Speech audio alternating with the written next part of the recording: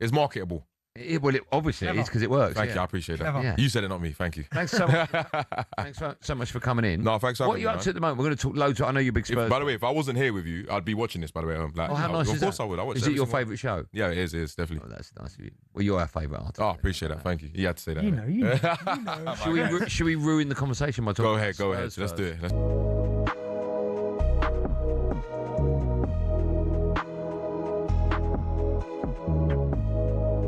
talkSPORT Sports Update, powered by the Nissan Van range, supporting van owners to get the job done. Search Nissan Vans or head to your local Nissan Van Centre.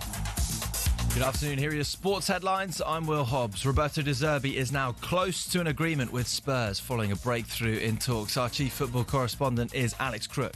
I'm told there's a very lucrative bonus on offer to De Zerbi if he comes in and keeps Spurs in the Premier League, and sources in Italy this morning suggesting a 5-year contract as well until 2030.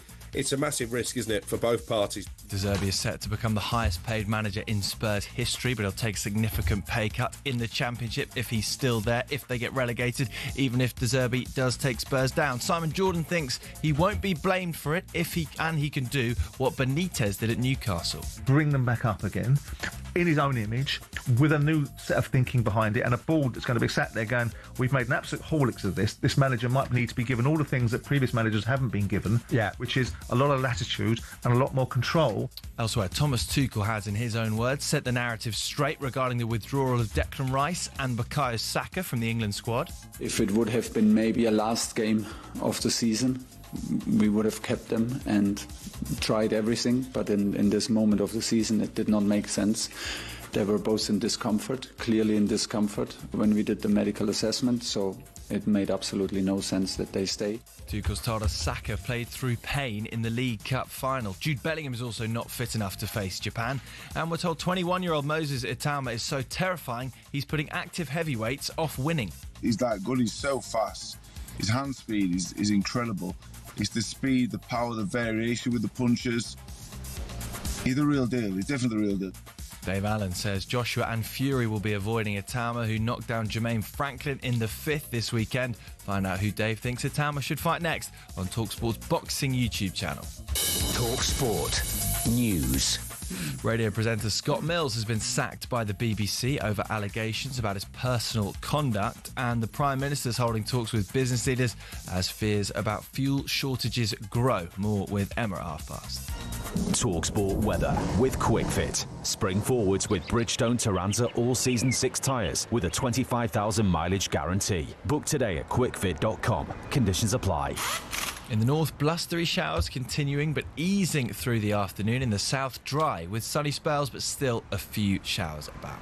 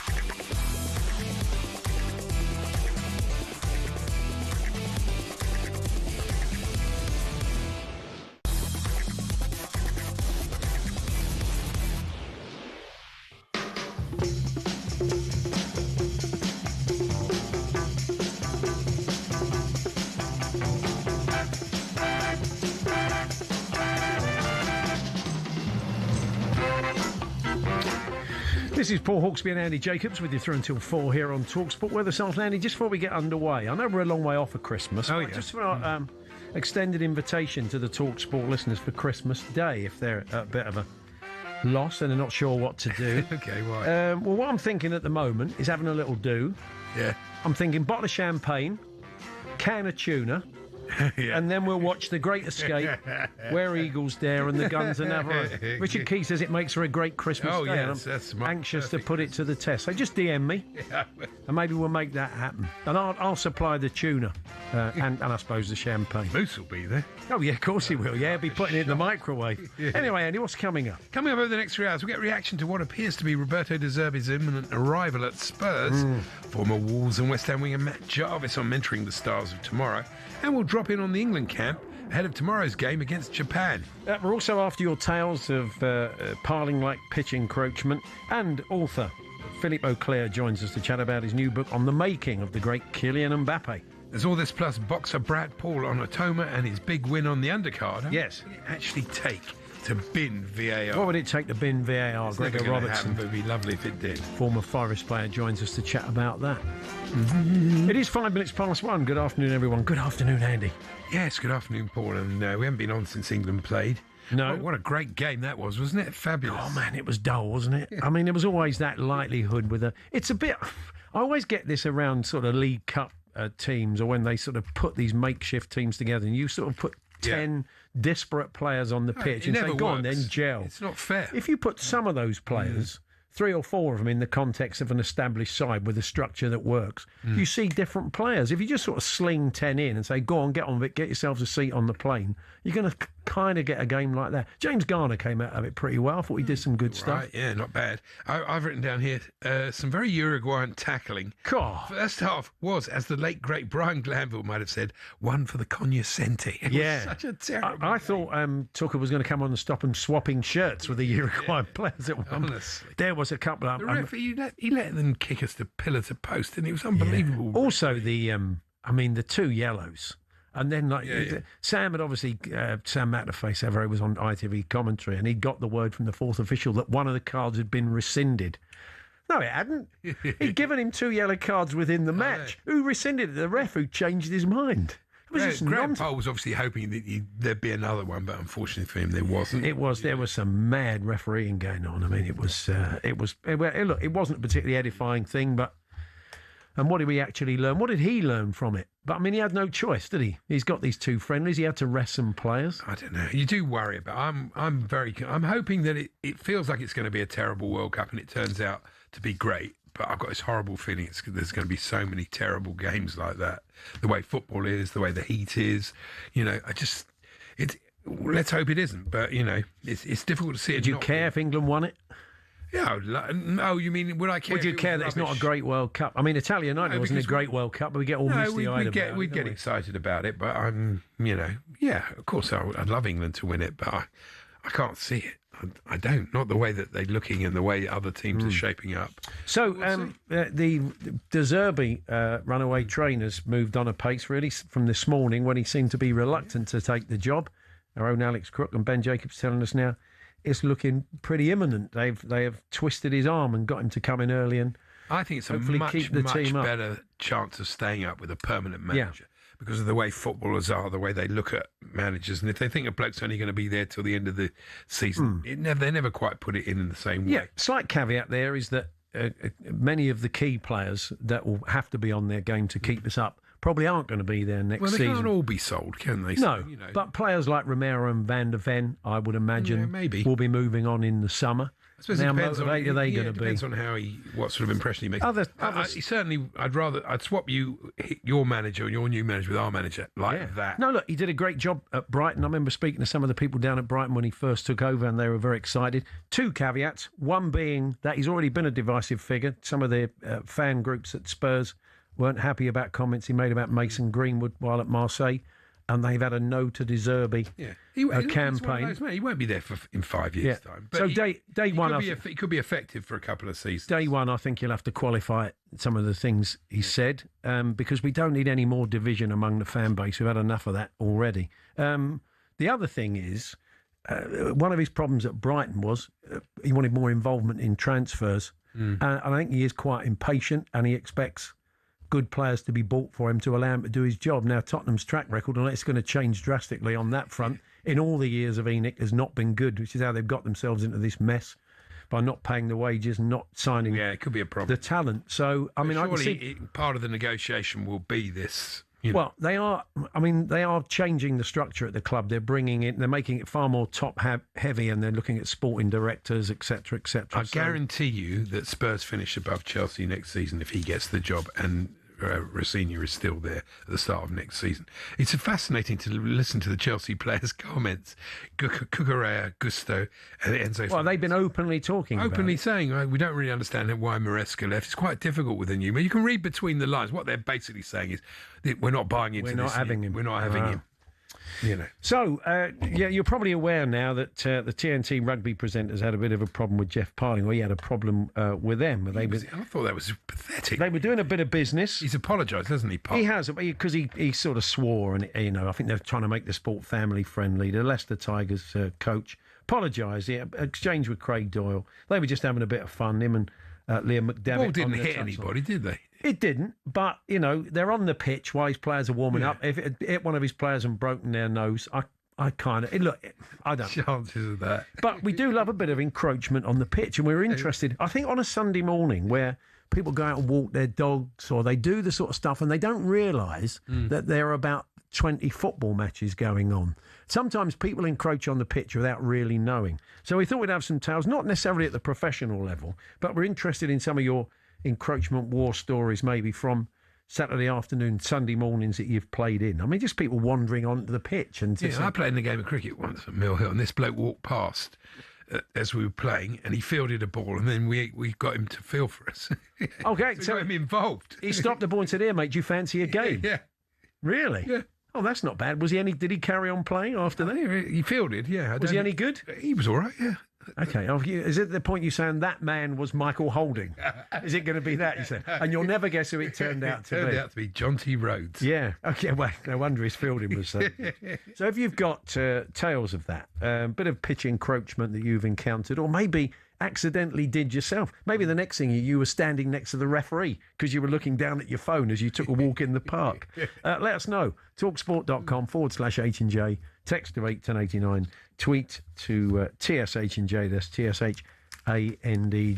03717223344. As soon as the white smoke appears from the lane, I'm sure Crookie or Ben Jacobs will be joining us to give us chapter and verse. But it does appear that Spurs are pretty close to getting a 5-year deal done. Yeah, I mean, look, he did a very good job at Brighton. Very interested to hear from the Brighton fans what their experience was. He's a faller outer. He is a faller outer. I mean, as you quite rightly said, if he sees out his 5 years, you'll have won a lot. That's true of most managers, isn't it? That's but it will involve a real change at the top in mindset and ambition. And there's been no signs of that under Enoch. Maybe this has frightened the life out of them. Maybe it's still, I mean, if they could still go down, let's not pretend him going in there is going to turn it all around. Because, I mean, if his idea is to be the kind of short, sharp shot that Tudor was supposed to be, that may not work either. I mean, he's not arm round the shoulder, Zerbi, is he? You just look at the players. The Spurs have got some good players. Yeah. They should stay up. Well, look, they're folding like a pack of cards. He should back himself, But look, it's either them or West Ham by the look of it, but we'll see, He is they are folding like a pack of cards as soon as the pressure's on him, and that's something he's got to overcome what really, happens really quickly. If you do go down and he's the manager, that is another story altogether, of course. But from Tudor's point of view, it is quite an iconic 44 days, of course, the most famous 44 days. Cloughie at Leeds, isn't it, really? It's true. So we'll see what happens. Anyway, we move on. And Flav Bateman from the Fighting Cock podcast and the Lab podcast as well is going to join us for a chat. Do you know how much an average adult cheetah weighs? Apropos of nothing. You're like some bloke what sidles up to you in the pub. I thought I'd just give it a bit of lightness. We were not a heavy football chat there. So okay. A mega mini egg, this is in the start today. Yeah. Weighing 55k. Oh, I see. It does tell you how much. Oh, so I didn't get a chance to guess then, did I? No, I'll go 55k. Because it said the egg weighs the same as an average adult cheetah. I was thinking, well, I don't know how much an average adult cheetah weighs, but actually, to be fair, not an adult cheetah that's been on the eggs then, on the chocolate eggs. Not a good idea. 55 kilos. That's quite heavy. Yeah, it is. Okay. Well, buy me one if you like. Matt Jarvis joining us in the first hour, former Wolves West Ham winger. We'll talk a bit of England with him. Yeah. And we're also going to... Yeah. He works at Wolves as a academy mentor, and I was quite interested in the role what it's like, how players have changed, maybe young players, the way the mentoring role maybe has changed. And did they even have mentors when he was Danny playing? Mills yesterday on Sunday morning session with Justice and Winters was very interesting. I mean, basically calling out players today, saying they're just not as fit as they were in his day. Really? Yeah. Interesting. And, so he was very dismissive, but we'll see. We'll have a chat with Matt later on. Philippe Auclair talks Kylian Mbappe, his new book. Andy Brassel guides us around Europe. We'll look at that FSA survey on VAR. Most fans not having it at all. Gregor Robertson from The Times writing about it today as get a former player's take, and all manner of other stuff besides what we kick off talking about the imminent appointment of Roberto De Zerbi at Spurs with Flav Bateman. We're here with Tool Station. Check out their wide range of garden power tools with brands such as Bosch and Ryobi. Next stop, Tool Station.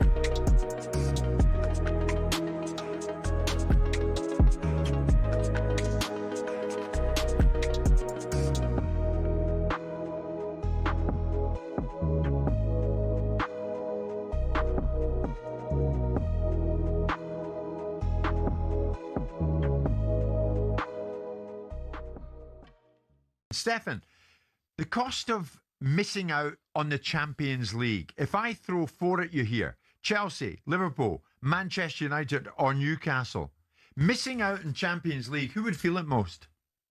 Yeah, I think Newcastle would definitely feel it the most, just because the base they're coming off is that much smaller. So therefore the proportion that's associated with Champions League football is that much bigger. And they probably did something like £55 million of UEFA money.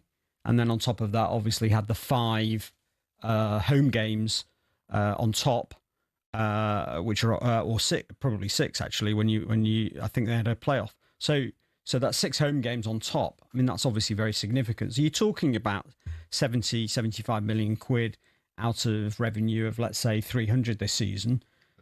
You know, it's quite a big drop next season if it's not there. Now, obviously, they may get Europa or the conference. The conference doesn't really move the dial at all.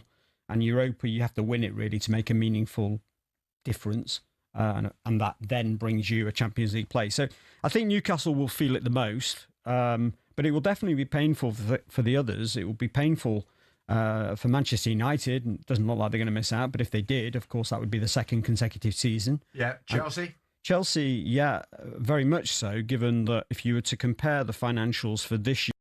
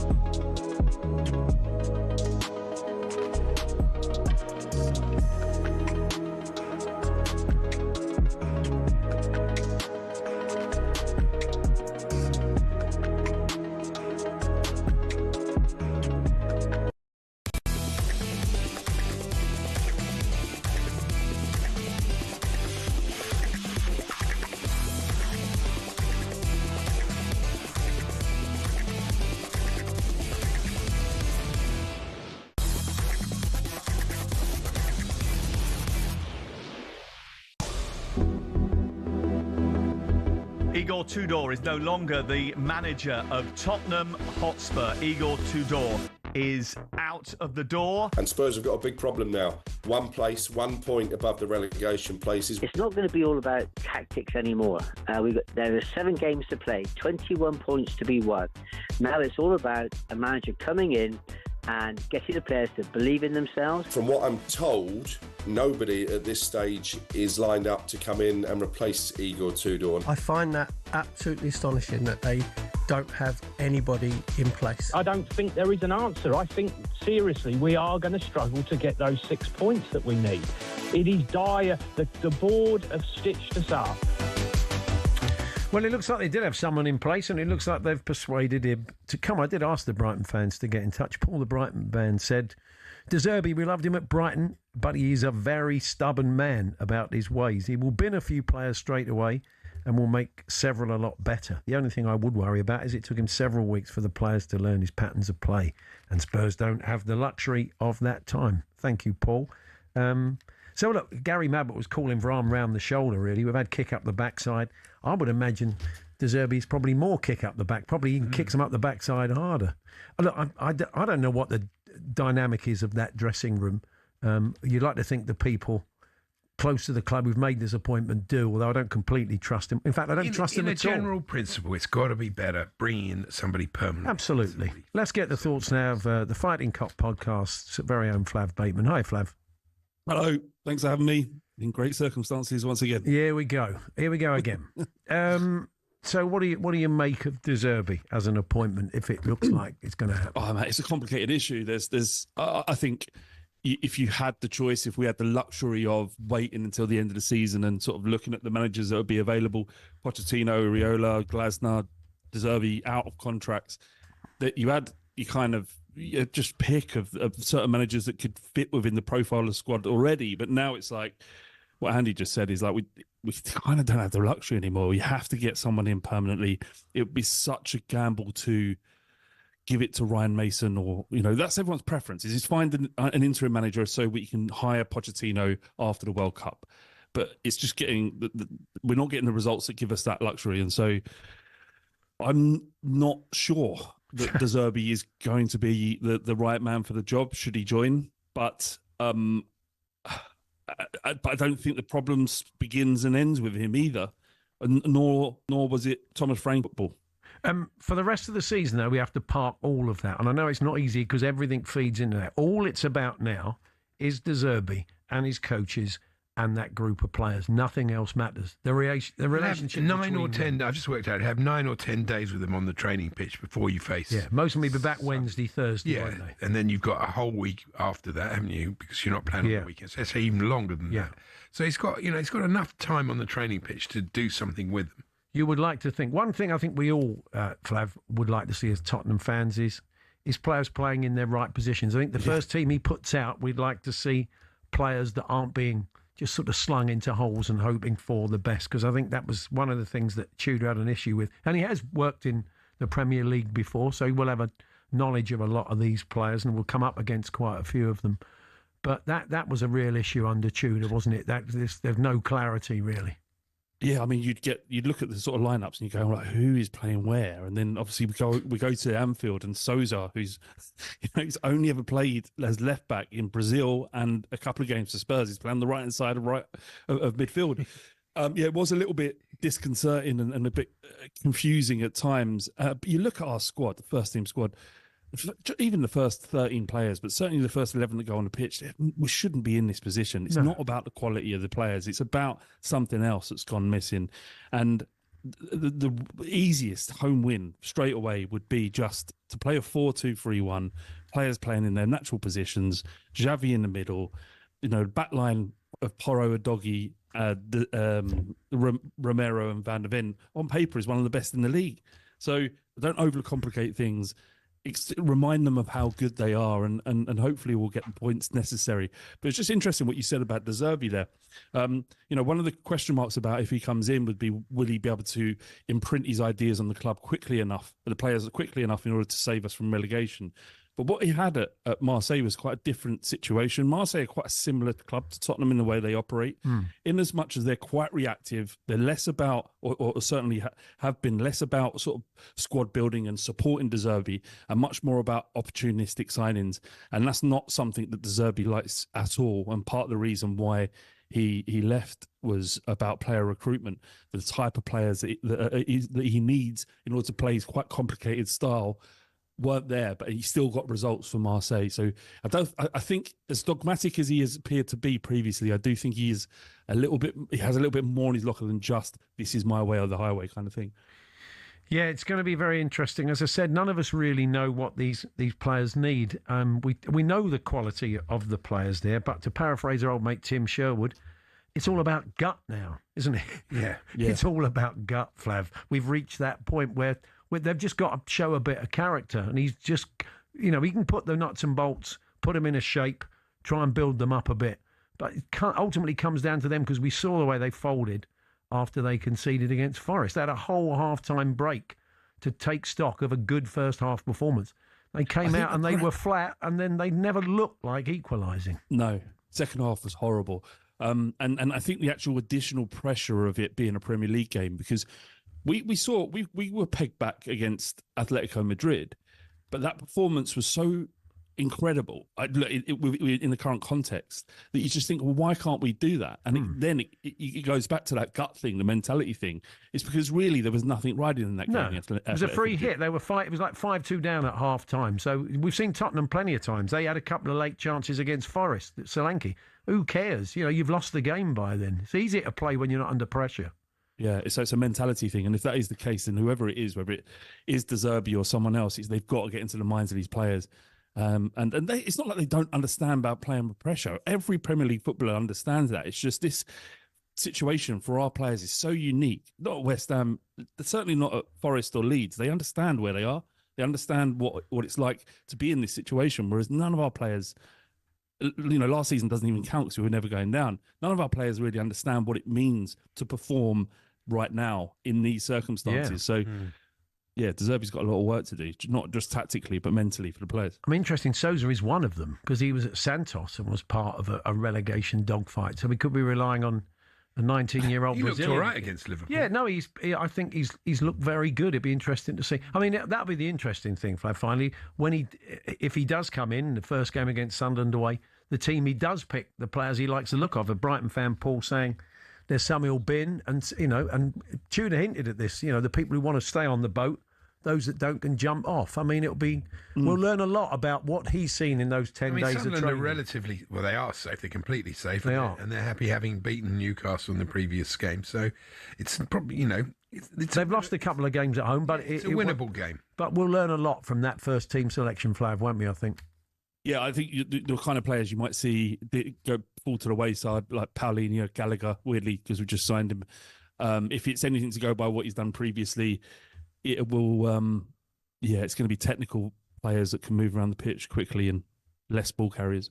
Well, it's going to be interesting. It's not been confirmed yet if people have just tuned in, but Alex Crook telling us he thinks it's inching ever closer. Flav, you'll have a new episode out. I take it you'll do a lab on what he did at Marseille, but I would imagine... Yeah, the Fighting Cock is out now. It's just been released like an hour ago, and then we've got a lab lined up should it be announced probably tomorrow. All right, nice one. All the best, Flav. Thanks very much. Flav Bateman there from the Fighting Cock podcast and the Lab, which is a very interesting listen, looks at the kind of different aspects of the game, not just around Spurs, but good stuff. Matt Jarvis is going to join us for a chat. We'll reflect on England. That probably won't take long. The other night, what did we learn from that game? And we'll talk about his role as a mentor at Wolves. You're telling us about encroachment onto the pitch, the Jeff Parlin incident with TNT the other day. Alex, who's a military vet, says, we were on exercise once in Otterburn, and on the last day we did a company attack. We had loads of smoke grenades, fake grenades, machine gun fire, rifles going off. And suddenly we noticed a woman just walking her dog through the middle of it, acting like nothing was happening. Crouching on the battlefield with a very cute Labrador, he says. Thank you very much, Alex. So not a sporting one, but we've got plenty of good sporting ones. Talksport.com, including a cricket one. Dean says, when I was younger, I played cricket for Herringate Cricket Club in Essex. We had a public footpath which went straight through the field. At least 3 or 4 times a game, we'd have to stop just to let people walk down the path.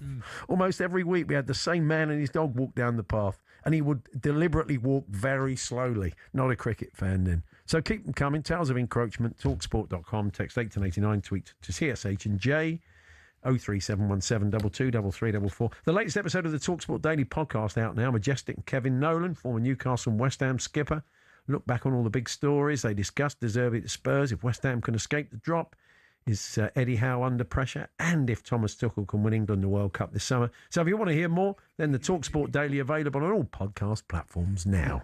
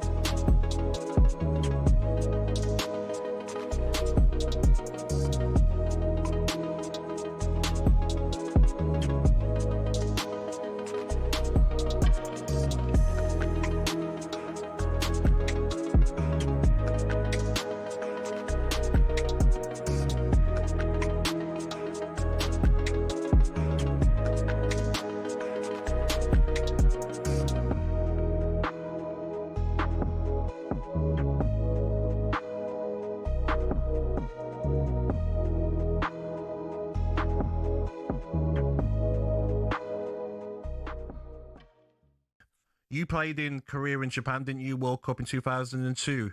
Did you find it hard, the weather conditions to play in? They are tough, and in South Africa as well. We played a game, and then the altitude, the ball moves different and everything. And if you're not used to it, as we know, we all love to go on holiday in the summer, but playing football, running around in that heat and that weather, it takes its toll at the time, and we're just not a nation that's used to that. So that's one of the major things I look at when it comes to that tournament being over there. What about strikers? We know Harry Kane's going to go, but if you looked at the Euros, he was injured, wasn't he? And Gareth Southgate was still playing game. Maybe they didn't trust other strikers in the squads. What do you think of tonight? Do you think Solanke and Calvert-Lewin have to put in a performance? I think it's their chance of breaking in, isn't it? It's their chance of solidifying themselves in that talk of being the one to take over, because we really don't know who's going to take over from Harry Kane or what it's going to look like after he leaves. I was always an advocate for Ollie Watkins, because he just gives you something different. Yes. At times, Kane comes to feet a lot. He's fantastic at turning, sliding people in and then getting shots off, etc. But what about sometimes you get in behind? And that's what Ollie Watkins gives you. But one thing you got to remember, we've got two left wingers that actually have played up front. Yeah. Gordon played in the Euro. I think they won the Euros under 21s, and he was a forward playing up front that whole tournament. We understand Roberto De Zerbi's close to agreeing a 5-year contract from Spurs, including a hefty survival bonus. The club's hierarchy have some time, as they don't play for another 2 weeks. Our chief football correspondent is Alex Crook. Sunderland away, if he takes the job, be his first game. Not many teams are won at the stadium alike this season. Ironically, his first home game in charge, if he takes the job, will be his old club, Brighton. Thomas Tuchel says Declan Rice and Bukayo Saka wanted desperately to play against Japan, but claims it did not make sense because both are clearly in medical discomfort. So Martin Keown appears to have been validated. These are genuine injuries, and, I know people want to be cynical, but Arsenal have genuinely got these injuries, and let's hope they're all back, Jim. It's after Gabby Agbonlahor and others raised suspicions that Arteta was doing a Fergie by tactically pulling his players out of international duty. Boxing Now and talkSPORT's Dave Allen says Moses Itauma is that good, he's terrifying the rest of the heavyweight division. Joshua and Fury won't go near him. He's too young, too fresh, too fast. Their best days have gone. So Itauma, realistically, he's looking at Dubois Wardley winner. Itauma, of course, knocked out Jermaine Franklin at the weekend. And golfer Gary Woodland says, anyone that's struggling with something, I hope they see me and don't give up. He's won the Houston Open 3 years after stepping away from the sport to have brain surgery. There's more at talksport.com.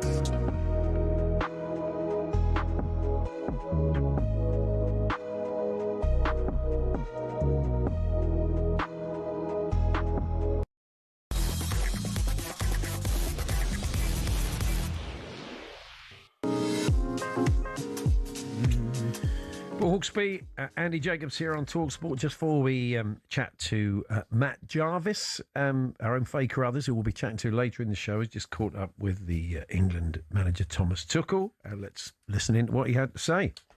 Declan reported he went even out on the pitch to try, but it's the moment of the season where I am also not willing to take any risk with him.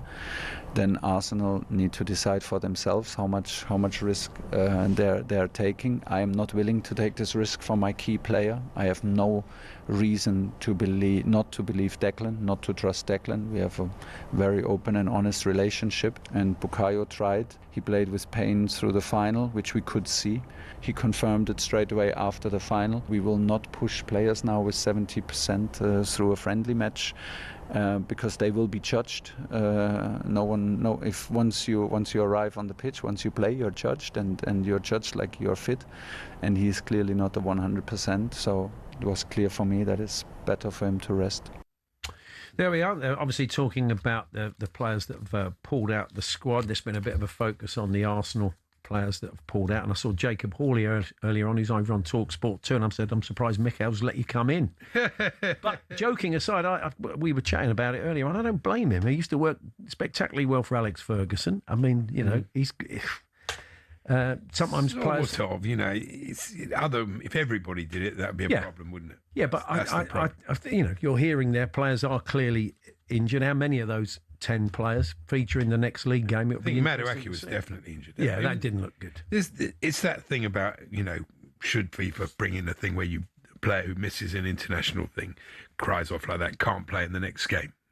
I don't know. That feels a bit much, doesn't it? Yeah, I mean, if someone's got injured for no fault of their own, they have to pull out of an international game. That would be a way of stopping it, but does it really matter at this time of the year? It doesn't really matter, does it, with these games? That's a touch draconian, really. Anyway, let's get the thoughts of Matt Jarvis. Maybe where we'll kick off. We're going to talk about his mentoring role at Wolves and a bit of England. Hello, Matt.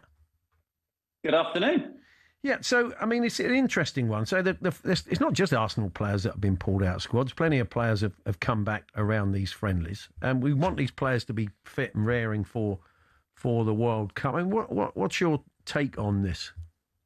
Well, I can completely understand with regards to the current Arsenal players, and I suppose the other players that are really pushing for domestic, you know, club football competitions. But at the same time, you know, you've got an opportunity. I think what Southgate had done when he was in charge is he made it like a privilege to be called up for England again, and that's why players were delighted to go and get called up and were desperate to be there. I still think that's exactly the same with Tuchel.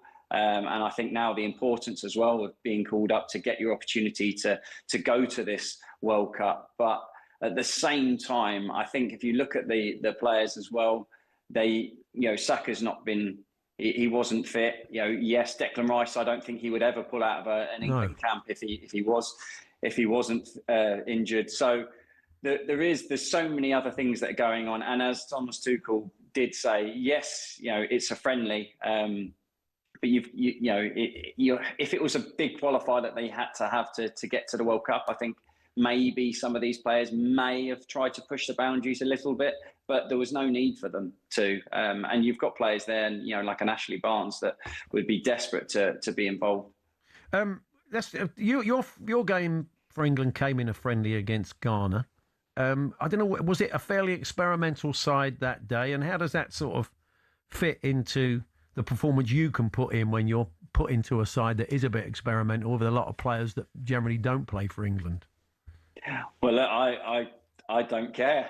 That was my opportunity to go and play for England and live out a dream, and to play at Wembley was a dream come true. Yes, there was players that had Champions League football exactly the same as the situation we were in that did pull out, but you are talking about the best players in the country that got called up for the England team, and that's exactly the same now. And to still be involved, and for me personally, to be in that squad and with the calibre of players, and then to be able to go onto that Wembley pitch and you know, make my appearance for England, get the cap, be involved, and have that whole, something that I can, can call back on and tell people is just a phenomenal experience. Did it give you your best chance to shine, though, Matt? I'm just wondering if you'd gone into a fully set-up team and just slotted in on the left wing with the other 10 players that play regularly for England, you think it may have led to more caps and more games? Yeah, if I'm honest, I didn't think about it like that. Maybe I wouldn't even have got my chance potentially if that was the case. So I can only look at it as a positive thing for me, being selfish. I got my opportunity. They had the qualifier against Wales, and then it was the friendly against Ghana, and I got my opportunity in that friendly, and I wouldn't change that. Like if anyone else is in that position, I don't think they would as well. Given that Tuchel probably knows who he's taking to the World Cup already, how much do you think these games really matter in terms of the World Cup? I think for him, he obviously does know, especially like a Declan Rice and a Saka. I think he already knows exactly what he's getting for them. They've been in the squads. They know exactly what sort of person they are. I think it's an opportunity for him to look at the players that maybe he's not, definitely thought, they're going to the World Cup, and also an opportunity for someone new to come in and just see what they're like as a person, really, and how they're going to be involved in that squad. Because everyone, you can watch games and you see what they play, but you've got to be able to put them into a group of players that can go to a World Cup and actually all contribute and work together and galvanise the nation. He's also finding out by having them in camp what sort of tourists they're likely to be. I think that seems to be as key, because we know the core of the players that are going to be playing, Matt, and these guys that we're seeing in the second string are likely to be filling in. They're going to have a fair bit of time when they're not involved. They're just out there training, and probably some of them know they may not get any game time at all unless there's injuries. So you want to find what they're like as tourists. You're going to spend 7-8 weeks with them and they're going to be not playing football, what they would be like in that environment. Yeah, and I mean, you look at was it the Euros where Conor Cody was there? I think he showed what a leader and what a great person to have in that squad to help and inspire. He probably knew that he maybe wasn't going to get the games, and that's what his role in that squad was, and that's what Thomas Tuchel's finding out with these players at the moment. I mean, I did feel for Dominic Calvert-Lewin because he misses that really easy chance, which he would put away 9 times out of 10. Certainly the way he's been playing for Leeds, that header. And now he's gone back home, and that's probably it for him now. Them's the margins, Matt, aren't they?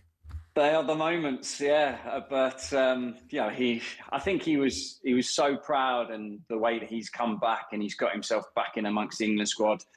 Yes, if he could turn back time, that header would obviously be nestling into the back of the net. But for him, he's got to concentrate on himself. He's obviously, he would have been desperate to stay and play. So he's obviously picked up something that he's now going to be making sure that he can keep this fitness, because that was the big question mark on him, was can he stay fit? And he's been able to do that. So for now, he's going to be trying desperately to get himself back, recover, and play for the rest of the season and do well for Leeds, because there is that spot that is going to be available, and he's just got to try and take that.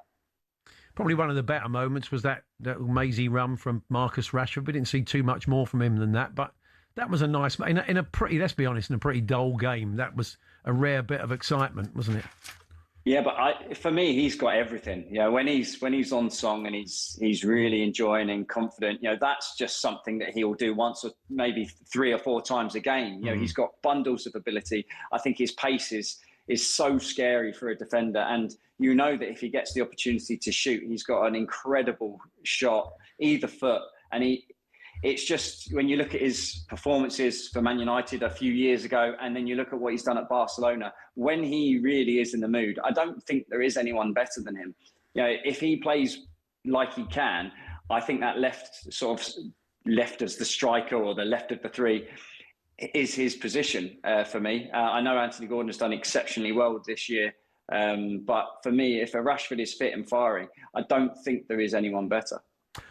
We're going to chat about something else after the travel, Matt. We're going to talk about your role as a mentor at Wolves. I saw you tweeting about it the other day, and I thought it might be interesting to talk a little bit more about it, the role, and just the sort of changing face of young players in academy. So Matt Jarvis is with us. We're going to chat about that. We'll have some more of your encroachment tales. We think we've got some really good ones today, so do keep them coming. talksport.com, text 81089, tweet TSH and J 03717223344. We're here with Toolstation. Get your toolbox essentials this spring with big savings on screws and fixings. Next stop, Toolstation.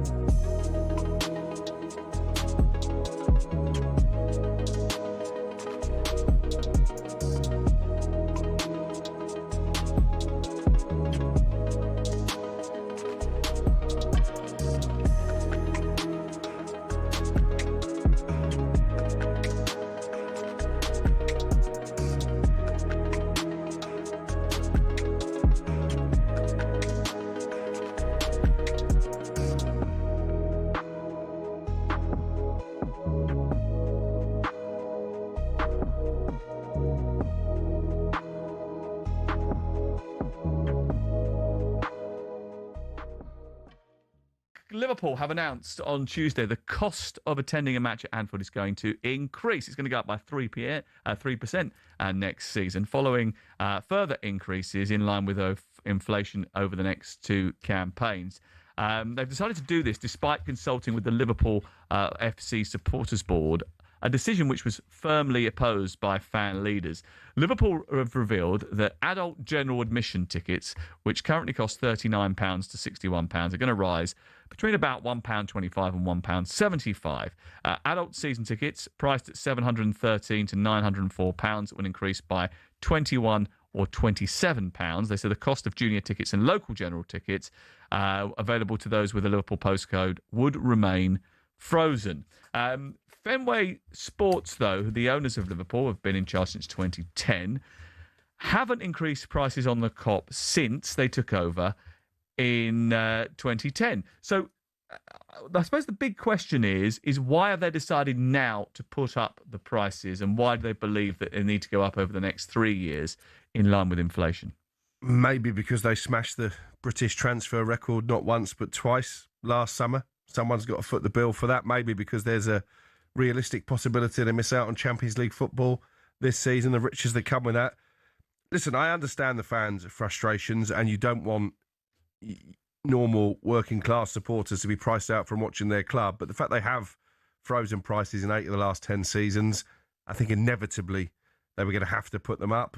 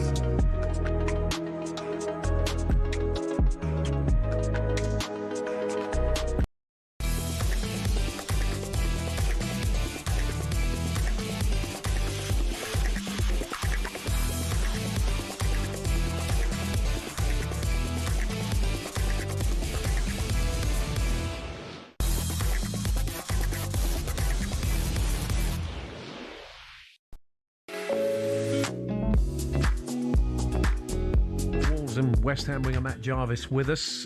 Before we come on to the mentoring, the big story of the day is Zerbi for Spurs. As an ex-West Ham man, you're probably not keen on a good guy going in there and potentially turning it around. True. Jason Burt from the Telegraph reporting that he will tell the club of his decision today. I don't think Tottenham can take another public rejection. This is being played out in public. We're talking about it. It's all over Sky Sports News. After Eze and Gibbs White were wary just to smell something not being quite right, whether that's the hierarchy or the promises being made. And we hope that isn't the case, but could be really damaging for Spurs unless they get this over the line, because it is being played out in public, Matt. Yeah, well, that's exactly it. Playing out in public is never good. You want to be having these conversations, but when it comes to the media, and then whether it goes well or whether it doesn't, it's never good to be in this position. They're like many clubs that are desperate to just get to the end of the season to recalibrate and to go again next season. But this is quite a crucial point, and I think obviously Zerbi is going to be in a strong position to push for what he wants, and the club's going to have to make a decision whether they want it to the end of the season or if they're going to offer him that deal that he's desperately wanting. I think they'll do anything now, won't they? I think they want him. They do. They do want him. Yeah. So look, let's move on to your mentoring. As I said, I saw your tweet and I was quite interested in it. So, what is the role of the club mentor? What do you do when you go in and chat to the academy players at Wolves? Yeah, so I'm actually with Staffs University. We go in, there's 3 of us mentors that go in, and we do a module for the whole season. There's 6 modules where we have a group of the first year scholars. We go in and we perform the modules. We go through, giving them different values and ideas for them. And then each of us mentors, we have our own individual players where we then have one-on-one sessions. So we do a group session, and we have our one-on-ones, then we do a group one-on-ones, and we do this throughout the season to give them. We're not going to tell them like what to do, but players have basically, some of them have moved out of home at 16 and moved into digs, and I'm like, yeah, I know exactly what you've gone through. I did that. I moved out at 16. Some have gone through injuries. Some have gone through being in the team, not in the team. There's so many different variables, and just for someone to be able to be in a position that me and the other 2 mentees, and Sam Winnell and Jake Jarvis, we've been in them situations, and we understand what they're going through, what they're going to be going through in the next few years. And just sort of guiding them and giving them the tools to use with Staffs University, with the science behind it, to actually understand what they're going to be doing and how they're going to be able to relate to this. And for me, it's a massively rewarding. I actually mentor on my own. I've got my own players, and to be able to give them the knowledge and just the little hints and tips that I've learned throughout my whole career of 18, 19 years, being able to navigate through the challenges of being in and out of the team, the managers, the moving through different teams, loans, injuries, everything that comes with football, social media, everything just is just put into a program and module that we can actually help these players. Do you think young players are different now than they were when you were playing? Yeah, because that age. This picture does get painted, doesn't it? They're more interested in boot deals and I their think parents. it's all a bit unfair, but older members of the media are always very critical of Gen Z and below. Yeah. So, I mean, what are you finding anything different in that? I mean, social media is pretty key from when you were that age, of course, that plays into it hugely, doesn't it? Yeah, but I think actually that they're a lot more switched on in everything that they're understanding. My whole thing was like the little 1% that you can do behind closed doors that make you the best player that you can be every single day. And these players understand that. The extras are a huge part of what I used to do, and these players are already doing that. They understand. I think they're much more knowledgeable these days, whether that's because of the course or whether that's because these players have actually understand the journey, and they've already seen what the older players that are doing, and they can understand that actually if they don't do it, it's a really difficult game that you're going to be going into, and you can see the other side of it. And I think the knowledge that they actually possess already, and just having these little hints and tips that actually just give them a much better chance of giving the best that they can possibly do. Is there an awareness that they're in a game where there's a lot of players that fall by the wayside? Do you sense, I mean, again, you hear these stories, players saying, well, I'll be fine because I know I'm going to get signed, I know I'll get a pro contract, but so many don't. It's such a precarious role, isn't it, at that sort of age? There's no guarantees you're going to get signed as a pro. No, it's actually an awful statistic, unfortunately, that they won't. But they have to be able to transfer their skills and their talents that they have in football. They translate to any skill, whether that's going to be a firefighter, a financial advisor, a project manager on anything else. The skills that they actually possess every single day, whether that's turning up on time to training, that's nutrition, that's teamwork, that's performing under pressure. All of these skills that they actually have and they use on a day-to-day basis is very transferable to other areas if and when that doesn't actually happen, whether that's when they're younger or whether that's when they transfer out after a successful career. I'm quite interested to get your take on something Danny Mills was saying yesterday on talkSPORT about the fact that players now are less fit than they were when he played. That he feels that the most strain is the actual match and that the training is taken much lighter, whereas it was the other way around when he played. I don't know how you feel about that. Yeah, I would say his training is a lot more measured. All of the digital side of it, and exactly what you can and can't do. But I would say naturally players now they're bigger, they're stronger, they're quicker. They've got more stamina. They're so much more athletic than probably when we were playing or before. But now it's about the technical side. I think you look at a lot of academies maybe now that they're looking more for the athletic type, and then they try and build them into the technical start of playing football. Whereas I think before you'd be happy with the younger technical player, and then you'd sort of work on their fitness in other areas. Just finally, let me go. Quick word on West Ham. Are you obviously feeling a bit more optimistic about them staying up? But I mean, they get that win. They can start. Tottenham could start against Sunderland in the bottom three if West Ham beat Wolves. So yeah, it's a big Friday night for you, that game. I've just suddenly thought, isn't it? It's the Matt Jarvis derby, isn't it? Wolves have improved a lot. That won't be easy. That won't be easy. And Wolves have got just something about them now, haven't they? They're playing with a lot of freedom because it's probably too little, too late. But it bodes well for next season. Yeah, we start on Wolves. I think they've got a massive input into what happens in the relegation. That they're playing all of the teams in and around it, and they really have turned their form around. And I fully expected that with Rob Edwards going in and just changing the mentality. But for West Ham, they have built this. When you watch them now, the structure in the team, that it's there, the fight and belief is there. They need to get this win on Friday against Wolves to really give an impetus and push for the last bit of the season, because they still have some tough games, but with momentum and what they've built in the last few weeks and month, I think they've really got a massive chance to survive. Good talking to you, Matt. All the best. Thanks very much for joining us. Pleasure. Thank you. Matt Jarvis there, former Wolves and West Ham. The trouble is, if they survive, you won't. No. That's the problem. Exactly. Well, I mean, look, Leeds could get sucked into it, but you feel they're probably going to have enough. Same with Forest. And Forest, the distraction of Europe, he said, clutching at straws. Well, yeah, there is that. Talking of Forest, one of their former players, Gregor Robertson, joining us next. These days he writes for The Times, and he's been reflecting on the Football Supporters Association survey that I know Jim and Simon and they were chatting about on breakfast as well. 75% of fans that go to games oppose VAR in the Premier League and would like to see it go. But in all likelihood, how could that happen? And are there better ways of managing it? We'll get Gregor's take on that.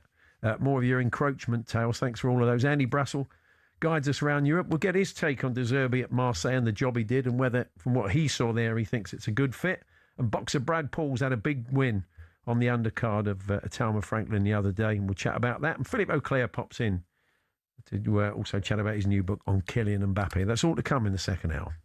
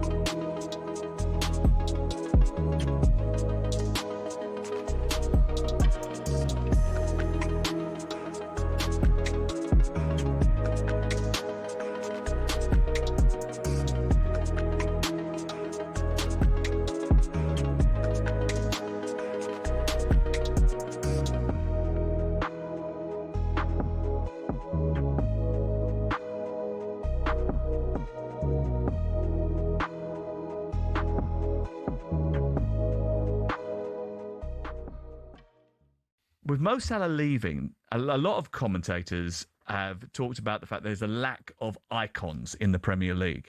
Obviously, last year we had De Bruyne leave. You've had, over the course of the last few years, you've had Ronaldo back fleetingly. You've had Ibrahimovic here fleetingly. But the big boys don't come to the Premier League, do they? I mean, Haaland is probably the only global icon that is still there. Would that be fair? I mean, Son's not there anymore. De Bruyne's not there anymore. Salah's going. Kane, Ronaldo, Zlatan, all gone. Mbappe, Vinicius, Bellingham, Messi, Neymar. They would rather play elsewhere. Why? That's a very good question. I don't think there's as many superstars today as the kind of has been in the past. Obviously, Messi, Ronaldo were the two superstars, and no one could get anywhere near them. And that doesn't mean to say that others like Neymar and Luis Suarez weren't. What I would say is, I think Real Madrid's, whatever you say about Manchester United, even when they're at their pomp, that I think are the biggest club in the world, the most attractive club in the world. You could argue maybe even Madrid in terms of just living there as well, I think is incredible. Barcelona too. You think about that Barcelona team of Messi, Xavi, Iniesta, Busquets, Puyol, just absolutely sensational. And you look at Real Madrid now, Vinny Jr., Mbappe, Bellingham. Who else have I missed? I think the general ones, they've always had the very, very top ones have probably gone to La Liga and Real Madrid. Whereas the Premier League, it's almost like the next section down, but deep.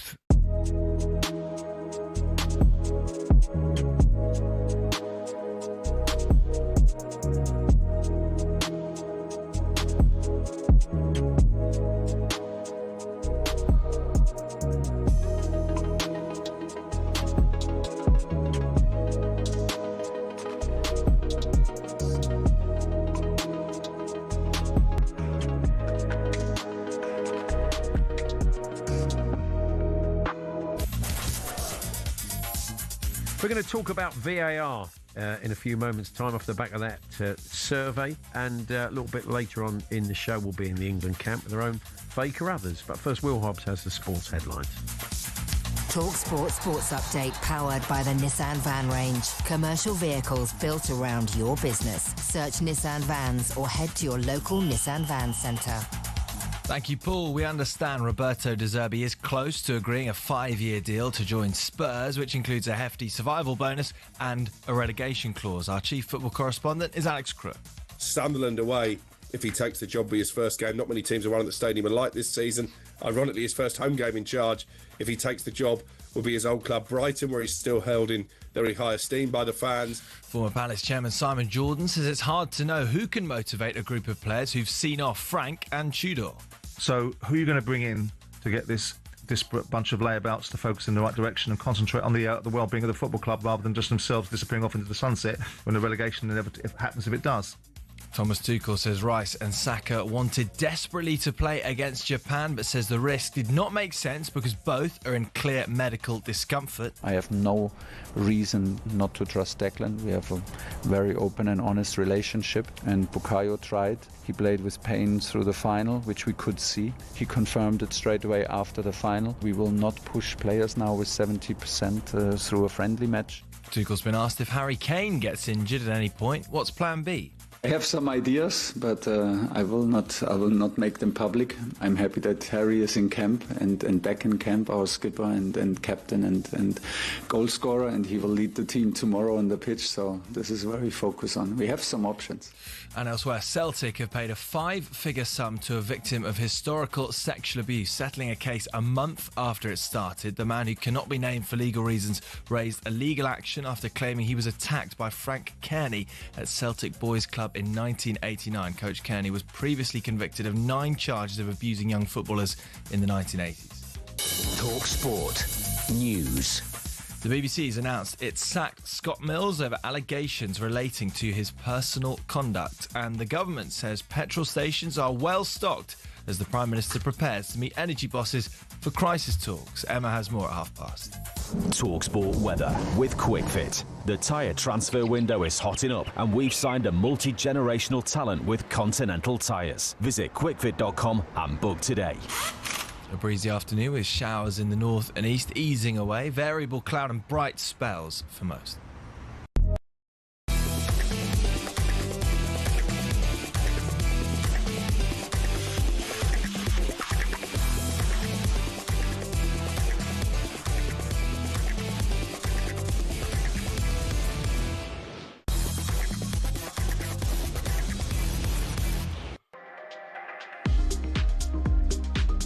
Yes, good afternoon. It is Paul Hawksbee, Andy Jacobs here on talkSPORT. Andy Brassel joining us to take us round Europe ahead of those big playoff games this week, some of the big stories, and we will talk a little bit about Roberto De Zerbi and the job he did at Marseille and whether Andy, from what he's seen, feels he'll be a good fit. I'm a little bit concerned about the idea of a relegation clause. It's like saying, yeah, I'll sign your big money 5-year deal. Yeah.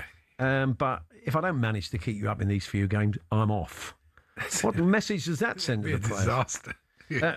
They can't agree to that. That'd be ridiculous. Former player and Times journalist Gregor Robertson has joined us in the studio. We predominantly talk about this VAR survey from the Football Supporters Association. What do you make of that, Gregor? The idea of signing a 5-year deal but with a relegation clause when you've been brought in as a kind of, initially as a red Adair to keep a team up.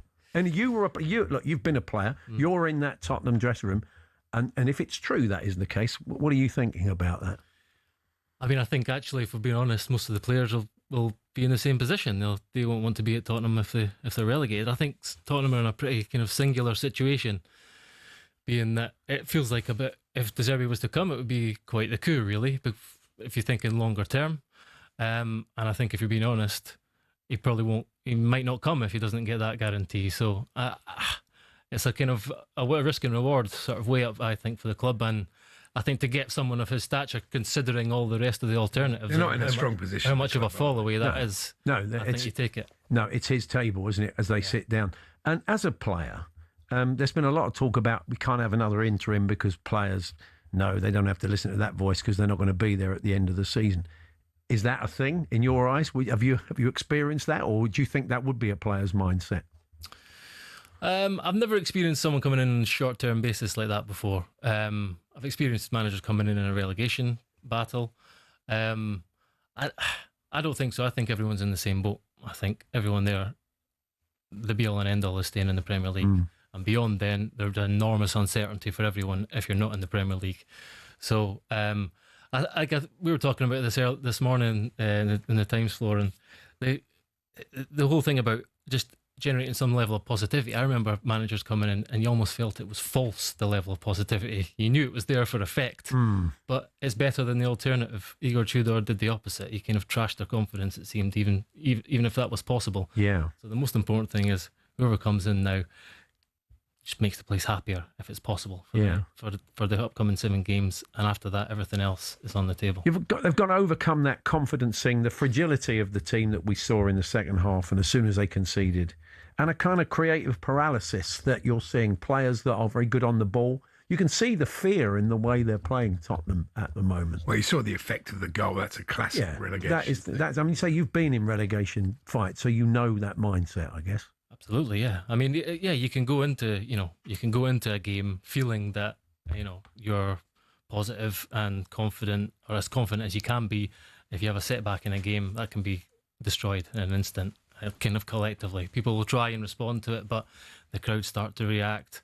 You reckon sort of the weight of the situation becomes even more apparent, and it is very easy for your confidence to take a knock. And how important are the characters in the dressing room in moments like that? I don't know what your experience was. Who was it with? Was it with Forest that you had this? Yeah, a couple of times with Forest, and the second of which we lost that battle. We fell into League One, so not a season that Forest fans remember fondly. No.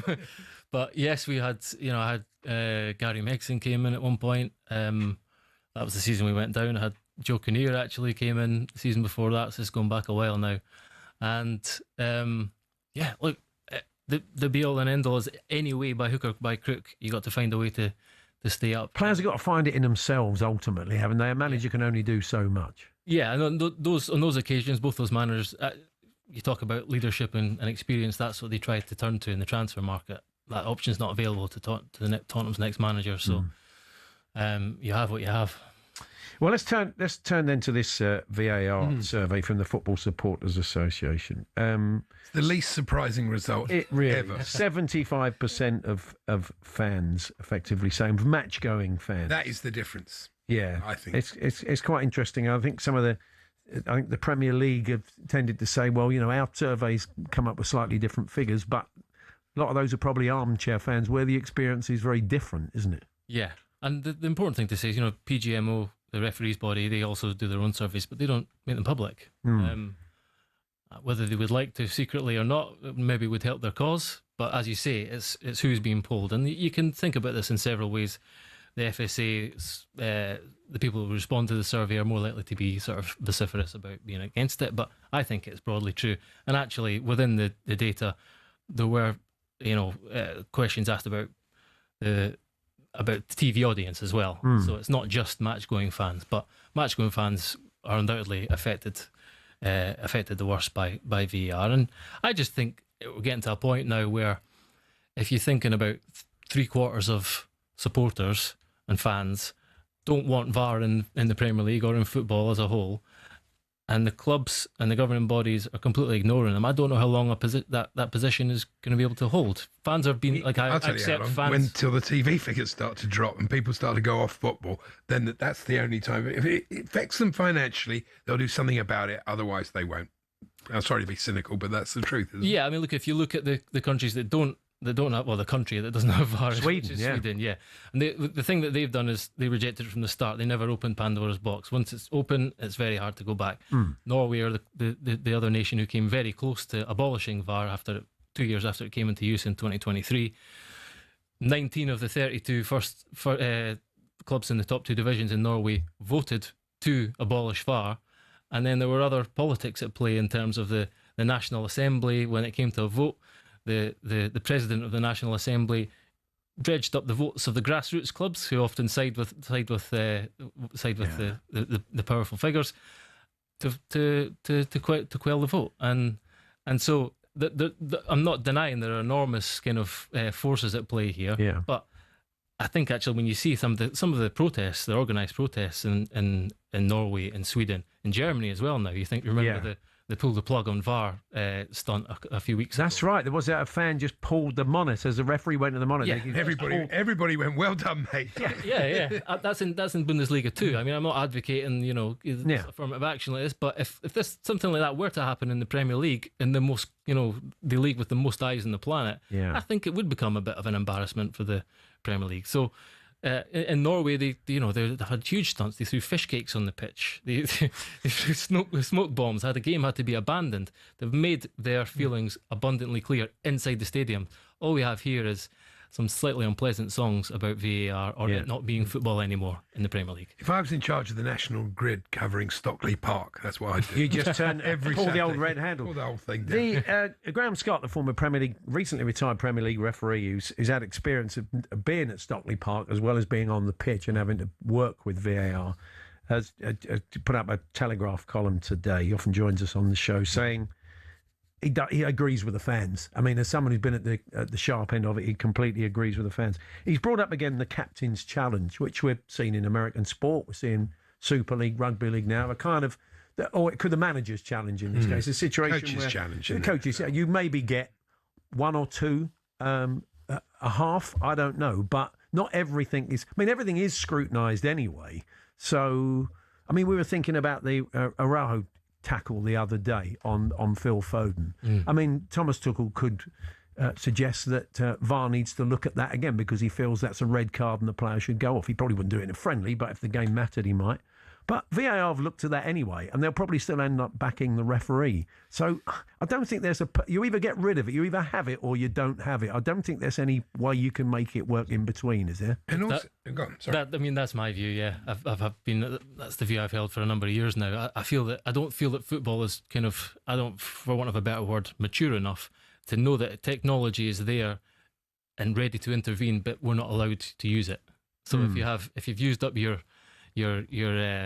claims, and maybe it was a highly disputed one or highly subjective one and it wasn't clear cut, but it's been used up and then there's something really clear and obvious, if that concept exists, and you're not allowed to use the technology, I don't think the game will be able to accept that personally. So I think you're right. I think it's opened up new layers of subjectivity. It's warped the way we actually interpret the rules, and I personally think that to abolish it is the only way that the game will return to some semblance of sort of happiness. It's so interesting the way they trumpet the fact that, it's down from 64 seconds to 48 seconds. Yeah. That's still far too long.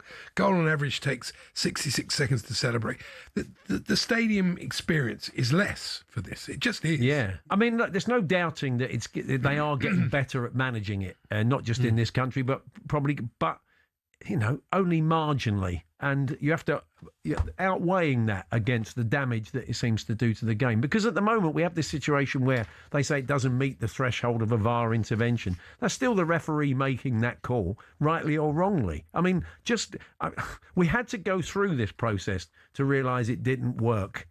I think, didn't we? But we had to go through it to realise that, because all of us, our own Danny Kelly used to bang on about using technology. He's the first to admit it. But now he says, get rid of it. I think Adrian may have been it from the start, I can't remember. But an awful lot of people felt we needed it. And now we've had it, we realise it doesn't work. Yeah, I think you're probably right. We did need to go through this because, after everyone cites the Thierry Henry handball and such glaring errors like that, you feel if there's we have the capacity to correct them, that's a good thing.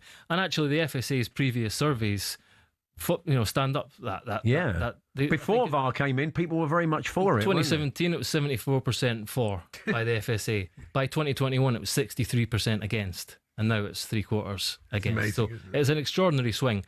And I actually think there is, although there's no will to scrap it within governing bodies, within IFAB, within FIFA and UEFA, just the noises that have been coming out in recent months about a 2-year review to bring up the 10-year anniversary of VAR by IFAB.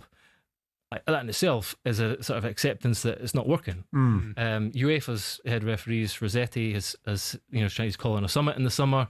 He wants to stop the microscopic interventions. Let's get back to clear and obvious. I just feel that clear and obvious as a concept is impossible to define. It's actually, VAR has revealed that the laws of the game are impossible to define in the written word. That's the problem. The handball rule and the offside, that's the problem, isn't it? Because you could look at it 100 times. And VAR has accentuated that. It's tied the laws up in knots. It's the kind of tail wagging the dog, isn't it? VAR happens and then we just tweak the rules. Someone's heel offside. People have had enough of that. Yeah. Well, Greg, good stuff. Thank you. You can read Gregor's piece today on that survey by the Football Supporters Association. And I'll take it the new Times Football podcast is out as well, is it? Yes, we're speaking about it on the Game podcast as well. Excellent. Yeah. Nice one. Thank you, Greg. Thanks for popping in. Lovely. There we are, Gregor Robertson, former player and Times journalist. Still to come, Philippe Auclair joins us in the studio to talk about his book on Kylian Mbappe. Before that, though, Andy Brassel will look at some of the big stories around Europe heading into those playoff games this week, and indeed his take on De Zerbi for Spurs. That's all to come. We're here with Toolstation. Explore the full collection of garden power tools, top brands such as Karcher and Makita. Next stop, Toolstation.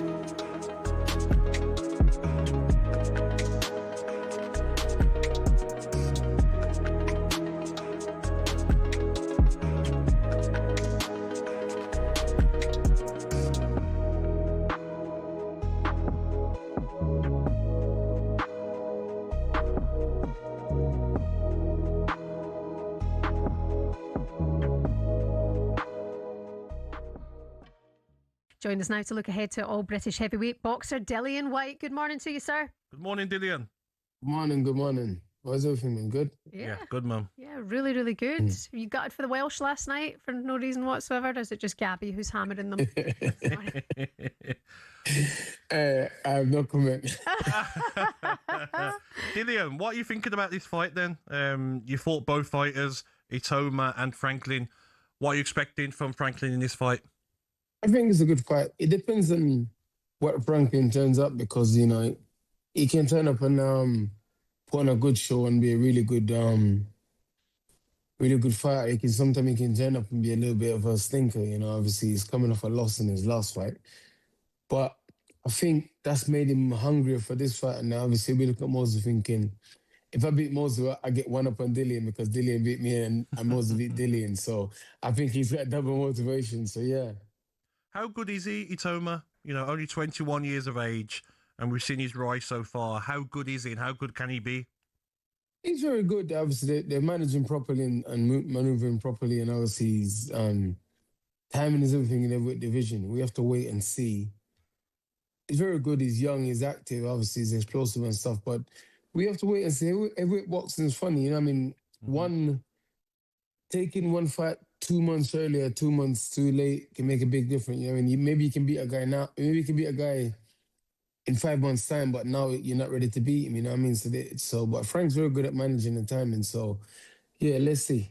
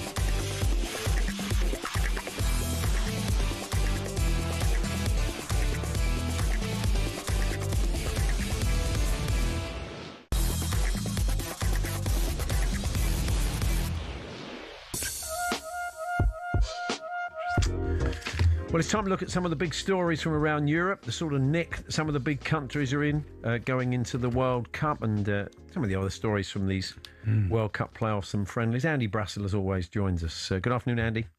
Afternoon, you guys. How are you? Good, thank you. Just want to get your opinion on these Zerbi rumours. From what you saw at Marseille, how do you see this as a fit, looking at the situation at Spurs as he goes in, Zerbi?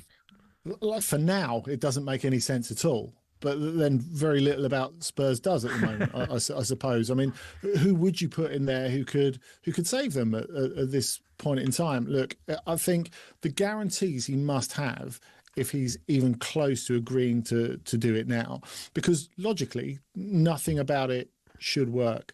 When we talked about the original appointment of Igor Tudor, it was the fact that he could really do with the pre-season to get his team into shape. We know Tottenham have a particular injury situation at the moment. That goes double for Zerbi. I think you can see everywhere in his career he needs a pre-season to get it to go, to get it to work. But it feels like Spurs are just clutching at straws for anything that might stick at the moment and planning for the future at the same time. Look, if you're talking about Spurs in the Premier League next season, Zerbi as coach, I think would be great. I don't think, to me, he doesn't feel like the coach who can take you to the next level and make teams win stuff. And that's why he ended up leaving Brighton and going to Marseille, a team that needed a philosophy, that needed excitement.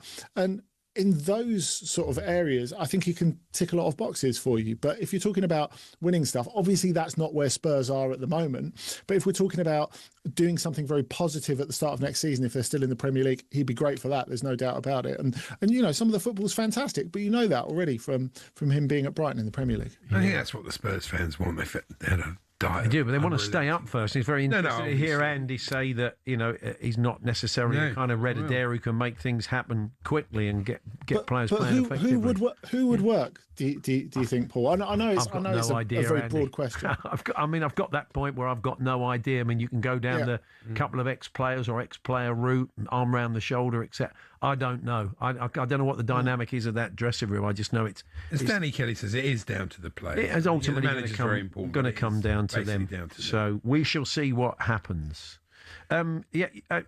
Gyökeres versus Lewandowski is very interesting, isn't it? Sweden-Poland tomorrow night. And he's had, I mean, he got a hat-trick last week, Gyökeres, which will buoy the Arsenal fans, I'm sure. Yeah, he was really good. So they won away against Ukraine, who were hosting their game in Valencia at the Levante Stadium. And Yeah, he was fantastic. Scored a hat trick. Sweden got through with something to spare, and it feels like he's been in really good form in 2026 for me. You know, he's not the first player who's taken a while to get to the pitch of the Premier League, but he's a good player. I think he was a good signing for Arsenal. I think he'll continue to prove that he can be an even better signing for Arsenal. But I thought it was interesting, given that him and Alex Isak really clicked together in the Nations League. And of course, now it's just down to Gyökeres. It's like, score us the goals or we're not going, really, to the World Cup. But the front three with Elanga on one side and Benjamin Nygren, who has had a really good season from what I've seen at Celtic, on the other side, it fit together really, really nicely. So whether, if they get to the World Cup, whether Isak is back and ready or not, I think they're reasonably well set to do okay and maybe at least pass the groups in that. But Poland are really interesting, I think. Now, obviously, all the headlines are Lewandowski, and it feels like a Lewandowski versus Gyökeres moment, of course. Lewandowski's not had the greatest season. Fitness has been a little bit up and down. And, of course, he's out of contract at Barcelona at the end of the season. He's a monstrously high earner.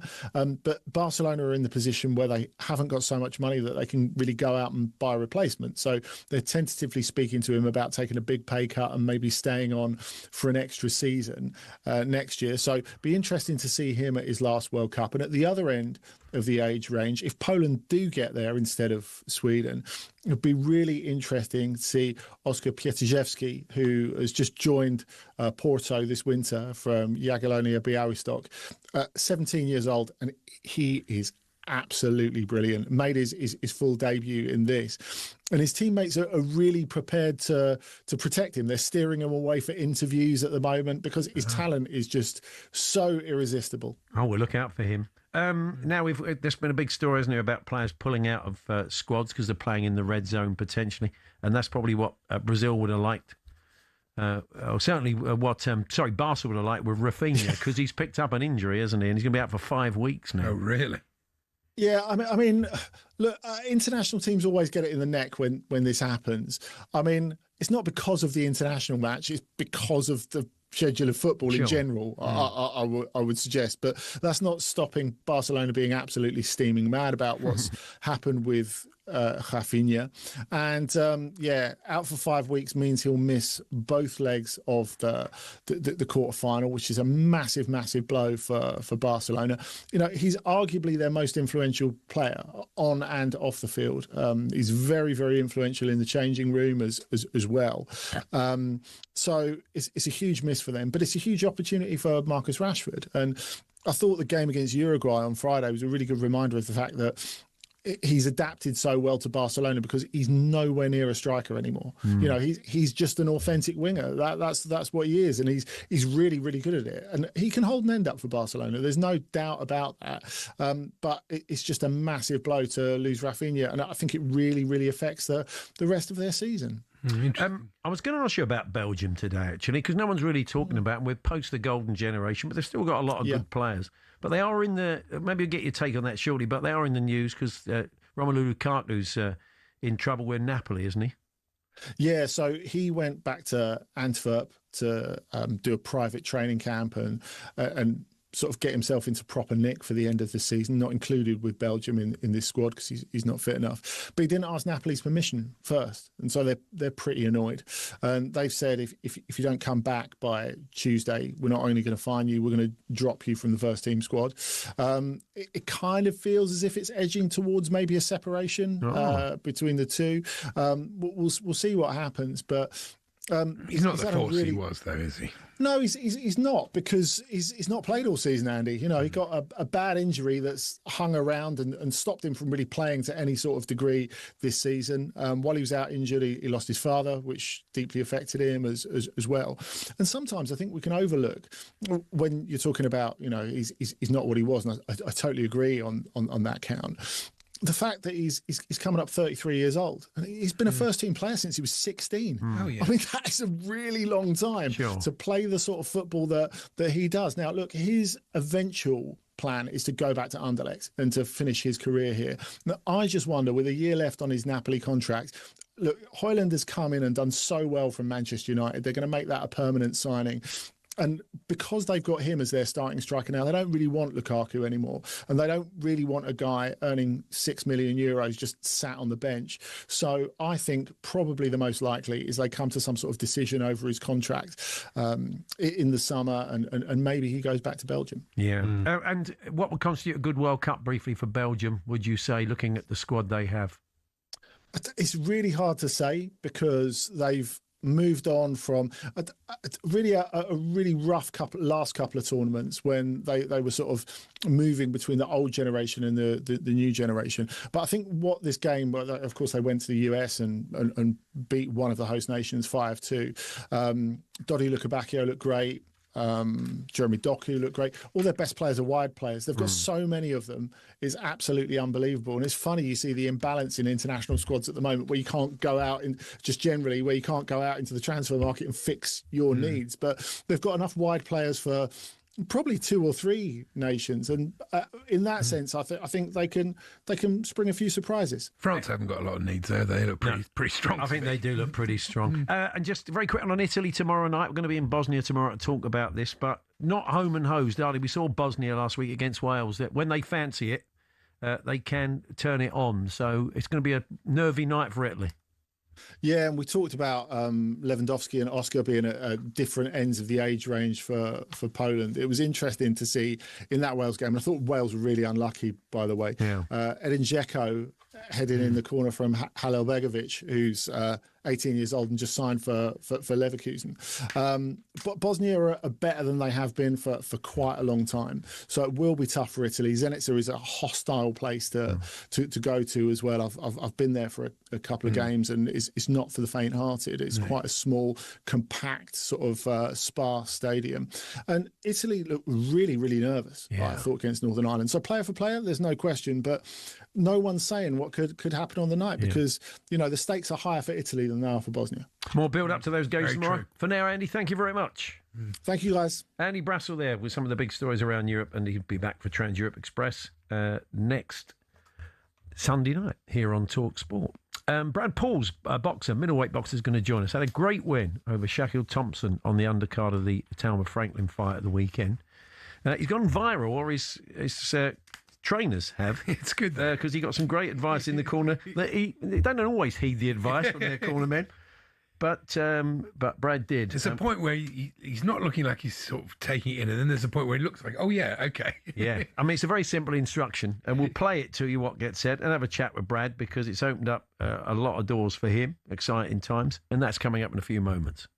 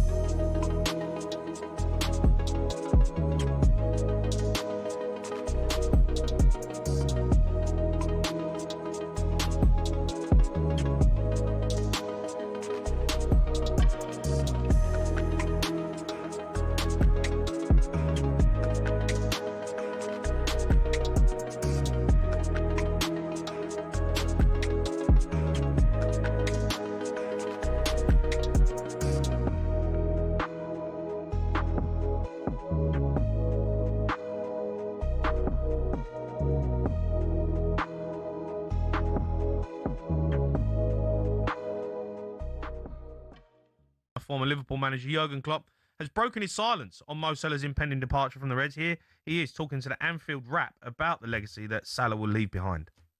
Unbelievable goal. So he was part of the best front three in world football for a long time and was the one who always had the highest numbers.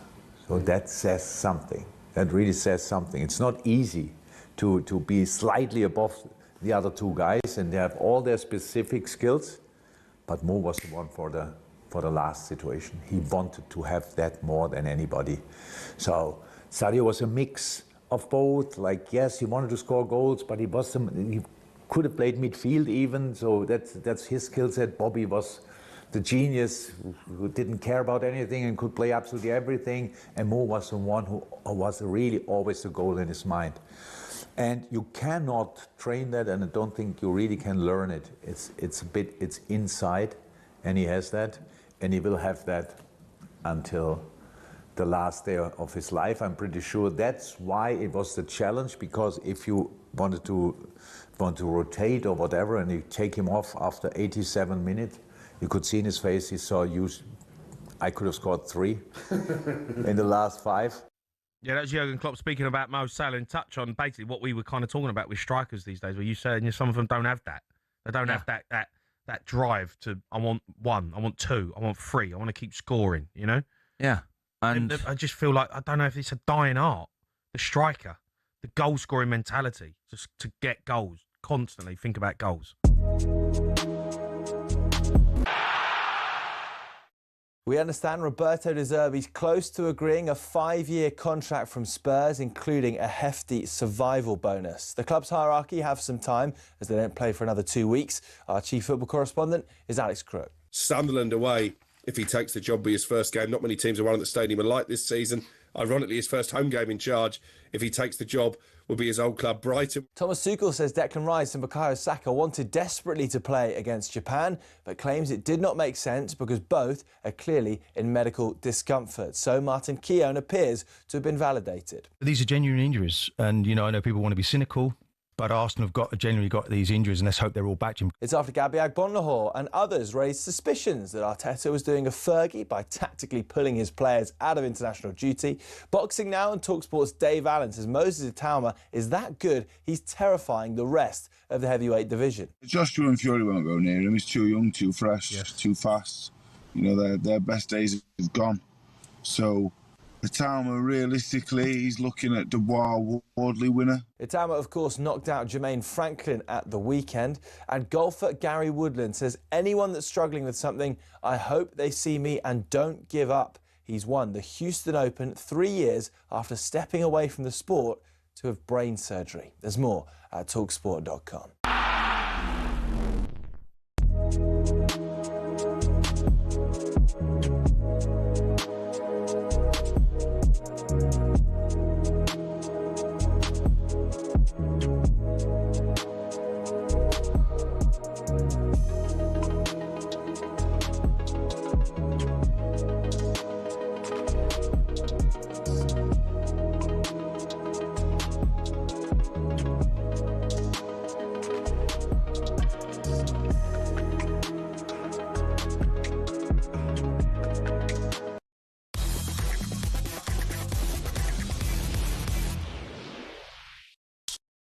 Big fight build-up on talkSPORT with DAZN. Watch Derek Chisora versus Deontay Wilder this Saturday, only on DAZN. Buy now at DAZN.com. Yeah, the big fights keep on coming. We've got Derek versus Deontay Wilder this week. We'll shortly be looking ahead to the big fight with DAZN. But first, Shaquille Thompson was stunned on the undercard of Itauma versus Franklin on DAZN on Saturday evening in Manchester, beaten by Cornishman middleweight Brad Pauls. Brad was behind on the scorecards before producing a huge comeback to win the fight in the 9th. This is what his corner was telling him. Your destiny, right? Go look at that. Right? You lost your point. So you've got to look at that. It's up to you, mate. Yeah? You're not listening because all you're still doing is trying two punches. Yeah? You've got to start to work. You're hitting some nice right hooks now. Just good back and then bounce in and out again. Home truth, sometimes in the corner. It's up to you, mate. Made all the difference. Brad joins us now. Congratulations, Brad. Thanks very much. Thanks for having me. Look, it's very simple advice sometimes in boxing. It's up to you, mate. You basically got to knock him out, which is fair enough, which is sort of what you did. Yeah, I understood it was a really close fight and possibly down on the scorecards. And I fully believe in my coach and everything he says, and I had to listen to him. And I had to do it then and get the win. Did you feel like you during the fight? I mean, as you said, you were behind on the scorecards, but did you feel like you could get it finished before that?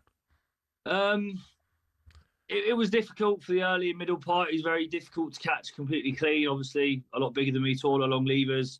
but I believe in my power. I've got a lot of stoppages myself, and I know if I catch someone clean, I can knock most people out. And I knew I'd get to him at some point, so it was just a matter of time. Yeah, he looked a bit shocked when you came back, though, didn't he? I don't think he was expecting that. Yeah. It was against the grain of the fight, and I think he felt it right to his boots, and I had to capitalise when he was hurt and get him out of there. That wasn't the way it was supposed to go, of course, was it? The idea was that you'd give him a workout and he'd win, and but you've upset the apple cart a bit. What did Frank Warren say to you afterwards?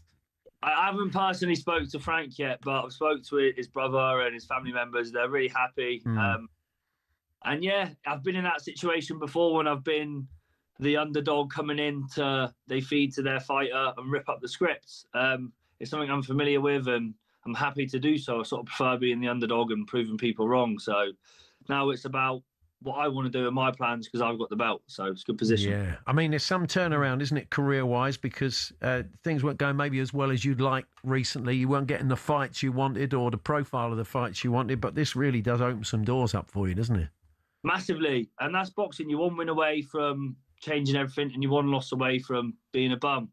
So you better make sure you win. And I think with a win like this, it's going to open a few doors, and a world title shot isn't crazy thing to say. So let's see. You're a Newquay lad, aren't you? So you had the sort of army turned out to support you from down there. Would you like to have a fight down there? What about a nice on the beach? That would be. Yeah, they could set it all up in the open air. Yeah, down at Fistral Beach would be nice, wouldn't it? That's outdoor in the summer. Yeah, world title down in Newquay. Would love that. Yeah. So, who are you eyeing? What are the fights you would like then, ideally? I'm not one to call anyone out, but I understand the world champion with the IBF is vacant, and they're going to mandate the number 2 versus number 3 for the world title. I can't remember the Italian guy's name who's number 2, but I'd like to fight him for the vacant world title. Well, that'll wind him up. Yeah. What's my name? He'll be saying to you when you finally do. Yeah. So did you get to watch Itauma Franklin? Have you had a chance to watch it yet? Yeah. I stayed in the venue and had a close shot with it. It's what a talent! What a talent! He hits hard, doesn't he? He does. I mean, Franklin's corner were a bit upset that the ref. The referee. I mean, right. I don't think he had much choice. You look at Franklin's eyes after that uppercut. There's no way the ref should let a fight go on like that when you see his face. No, he's just saved him from getting more damage, which is the right thing to do, and you want the sport to be as safe as possible. So, he wouldn't have got up and won. So, it was amazing. It's not just a punch, though. I mean, a boxer's appreciation of him when you watch him. We were talking about Adam Booth last week, and he is such a good. Everyone talks about his speed. He's such a good boxer. He's quite a lean. He's got a bit of an Arlie-like build. He's quite a lean. He's not particularly muscle bound, although he's a big guy. But he moves well. He looks quick. I mean, he's got a lot about him. He's got a lot of weapons, hasn't he? Yeah, for the size of him, he moves like a middleweight, and he's explosive, and his techniques. Cute and fine, and he's powerful and he's accurate, and the heavyweights are exciting, and it's going to get better and better. He's so young, and he's going to get bigger and stronger, and the future's bright for him. Excellent. So do you have a little bit of time off when you're going to be back in the gym thinking about the next fight? I'm having a week off. We'll go back to Cornwall and have some pasties and that, because I haven't had one for a few months, and we've got a meeting with the Warren Boxing Management this week and make a plan for the next fight. Hopefully a big show on the South Coast or something like that. Excellent. Well, it is a great story. Just a quick one. We got Chisora Wilder coming up. I take it you'll be tuning in. Both fighters could pack up. They both said they're going to retire on the night. We're never quite sure with Derek. Yeah, Derek. What do you make of this one then? I suppose it's quite nostalgic. Chisora's been going forever. Yeah. And it'd be great to see him go out with a win, but I'm not really sure. You don't really know who's got what left. They're both sort of right at the end and what they've got left to give. But with Wilder's power, it can end at any moment. So it'll be interesting whilst it lasts, for sure. Excellent. Look, congratulations again, Brad. All the best. Thanks very much. Appreciate it. Brad Paul's there. Big win against Shaquille Thompson on the Itauma Franklin undercard. And that was a look ahead to Chisora Wilder with DAZN. And don't forget, you can watch it live this Saturday only on DAZN. Buy now at DAZN.com. Big Fight Build-Up on talkSPORT with DAZN. Watch Derek Chisora versus Deontay Wilder this Saturday, only on DAZN. Buy now at DAZN.com. Journalist, author and French football expert Philippe Auclair is joining us next. He's written a really interesting book on Kylian Mbappe, the shaping of a great. Kylian Mbappe's story, the Mbappe project. He'll be joining us in the studio very shortly. We're here with Toolstation. Get your home spring ready with great deals on top paint brands like Dulux, Crown and Leyland. Next stop, Toolstation.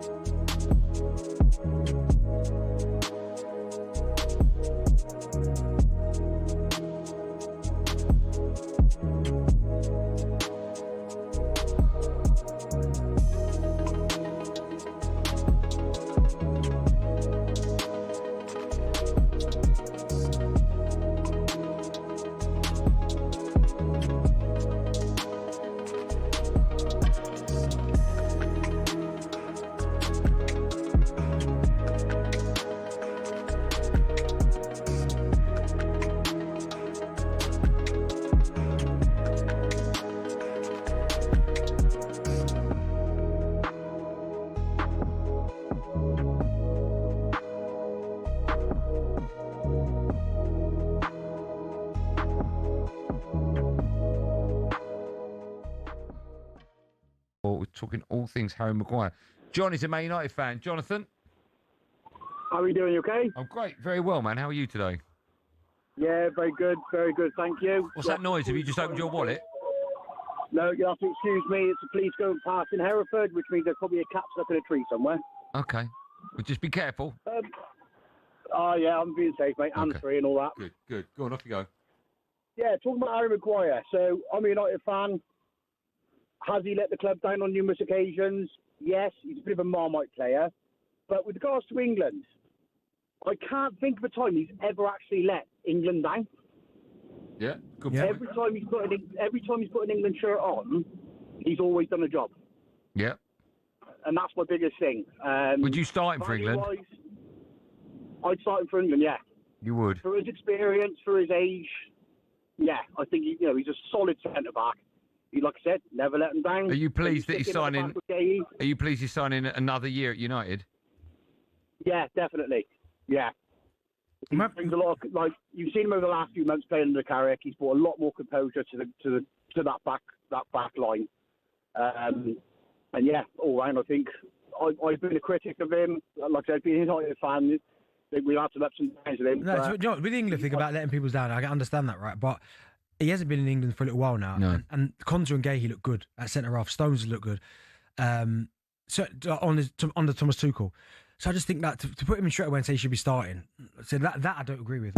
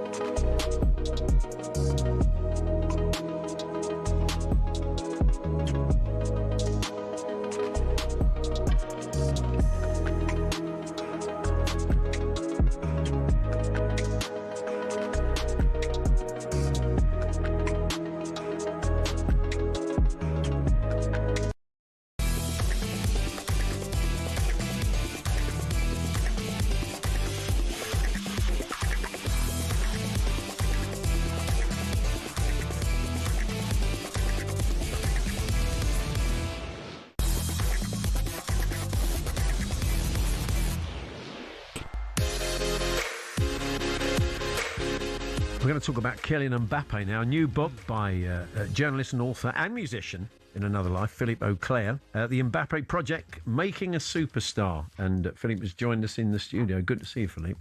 Good to see you guys. So, yeah, I mean, what was the attraction into? I mean, this is the kind of how his career was shaped. I mean, he was a sort of child genius, and I suppose everybody knew from very early on, from sort of 7, 8 years old, he was going to be a star, barring a terrible injury or something.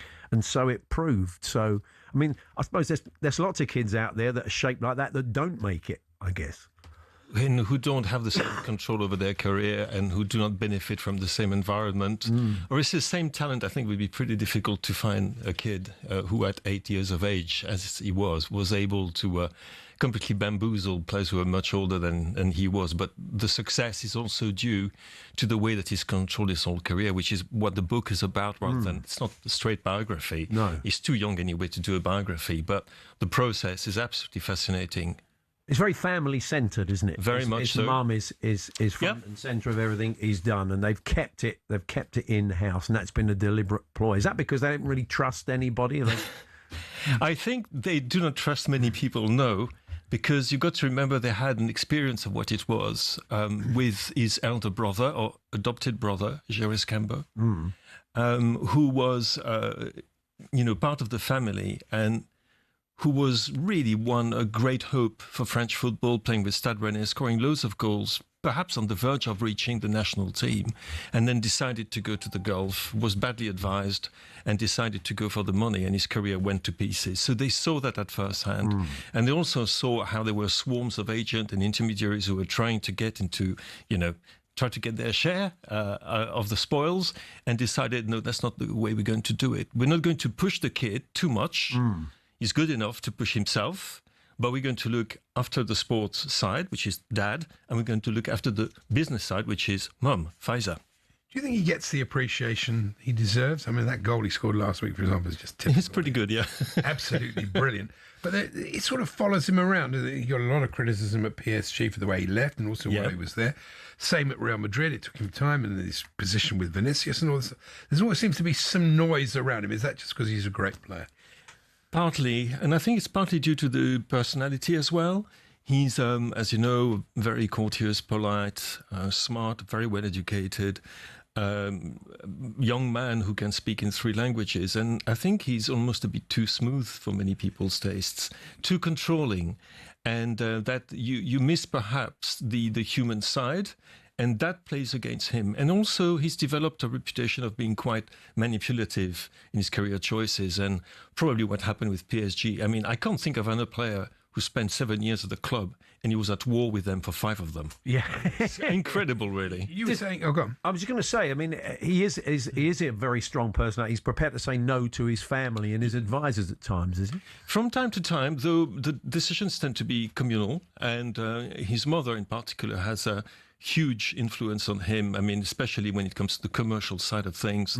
Like, for example, there's one occasion where he was offered a huge sponsoring contract by a company that she didn't see, and she didn't think it was fit for his image. And he lost quite a lot of money because of that, but he did what Mummy wanted him to do. But decisions are taken collegially, basically, especially by his mother. His father, as we see it in the background, their legal advisor, Delphine Verheyden, who is an absolutely central figure in the Who's project. a lawyer, not an agent, isn't he? No, he doesn't have a real agent. His mother is an agent, but he has a lawyer. And interestingly, by the way, she has no interest in... she doesn't have a cut here. Right. She's paid by the hour.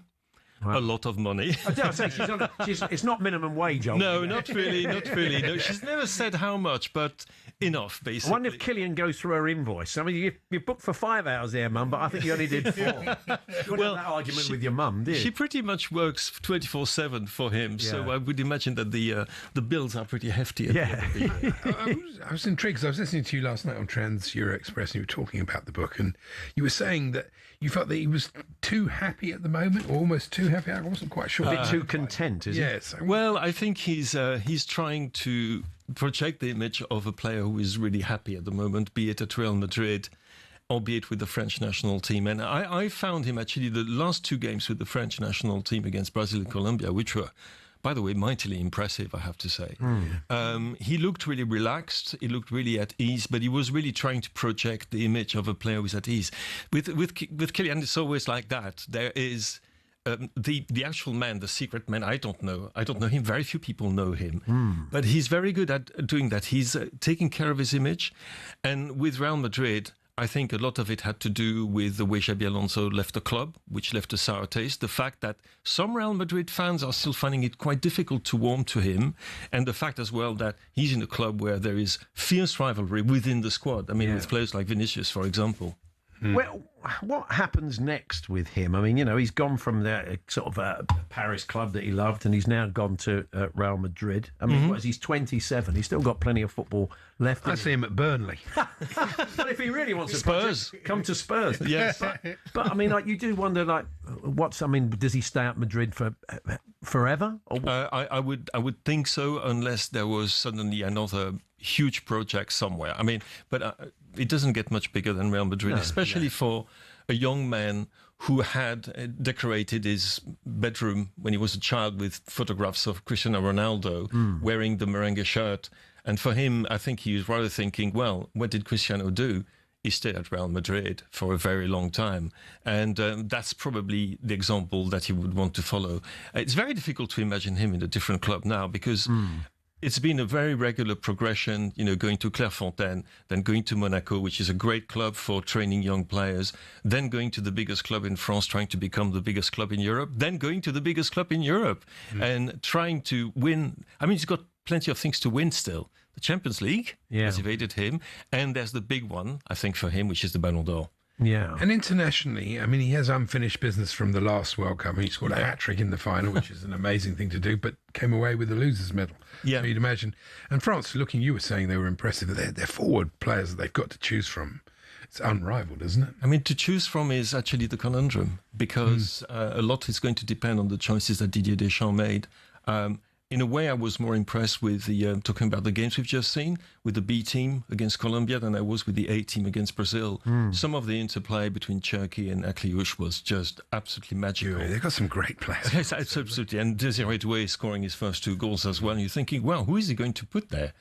Up front. There are a lot of players who could be, I mean, probably, I think, half a dozen players for 3 spots. How do you see, personality-wise, him getting on with Zinedine Zidane? They know each other. When he was a teenager, he was invited by Zizou at Real Madrid and spent a week with Zinedine Zidane. And his father, Wilfried, knows Zinedine Zidane quite well. So it's not as if he would be there in a strange land. And in a way, I think he would actually get on better with Didier Deschamps.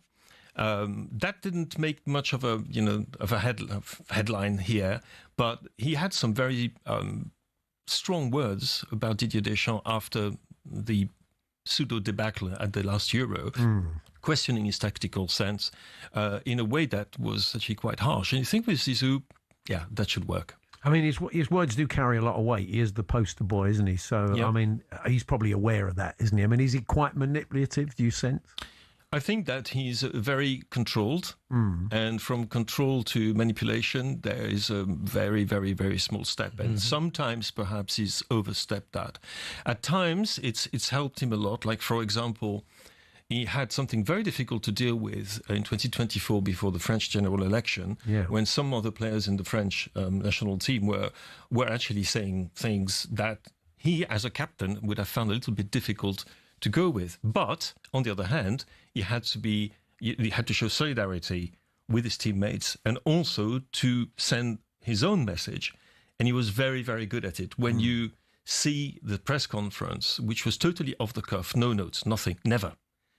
He was totally on top of the subject. He used exactly the right words at the right pace. It was absolutely masterful. But there are other times when you think, it's going a little bit too far.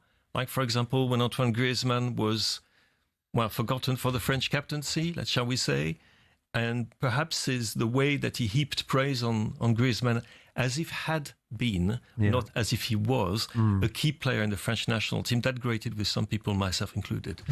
Finally, for me, what's the definitive correct pronunciation of his name? Because we hear a lot of different versions. Kylian Mbappe. And the thing is that because some people go Mbappe, like a soft M, is it? Yeah, it's a soft M like Golo Kante. So it's the M and the N are barely pronounced. So Kylian Mbappe. It's almost like a B, basically. Could this be a blueprint for any parents who've got an 8-year-old superstar at an academy?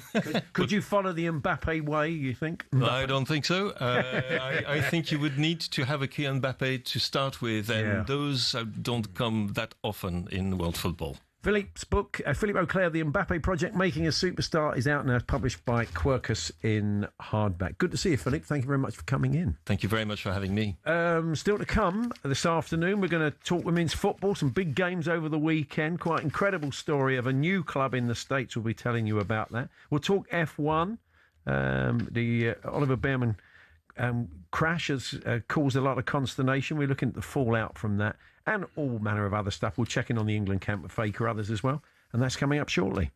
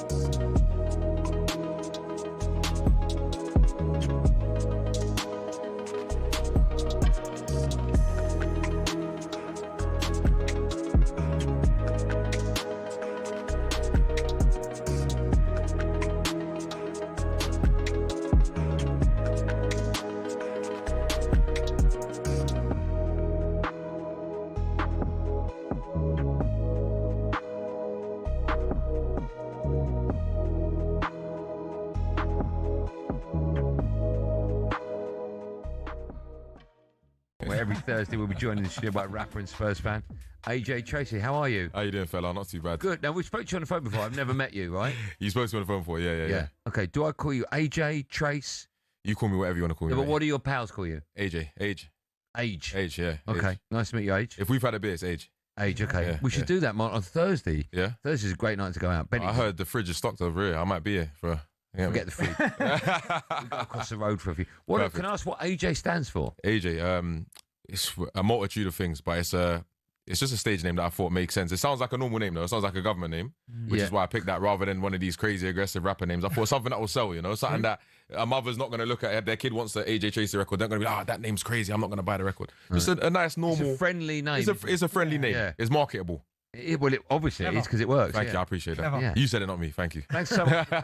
Thanks so much for coming in. No, thanks for having me. What are you up to at the moment? We're going to talk loads. I know you're big Spurs. By the way, if I wasn't here with you, I'd be watching this. By the way, how nice is that? Of course I would. I watch. Is it your favourite show? Yeah, it is. It is definitely. Oh, that's nice of you. Well, you're our favourite artist. Oh, appreciate that. Thank you. You had to say that. You know. Should we ruin the conversation by talking? Go ahead. Spurs? Let's do it. You're a Spurs fan, right? I am. I'm bracing myself. I am. Are you looking forward to football in the Championship next season? Look, the truth of the matter is, I, as a fan, I can't do anything about the situation. Is that accepted? Yeah, is that granted? Yeah. So the banter, I have to take it. Of course, I have to say, give it. That's fine. That's fair enough. Because if the shoe was on the other foot, I'll be doing the same. So that's fine. Yeah.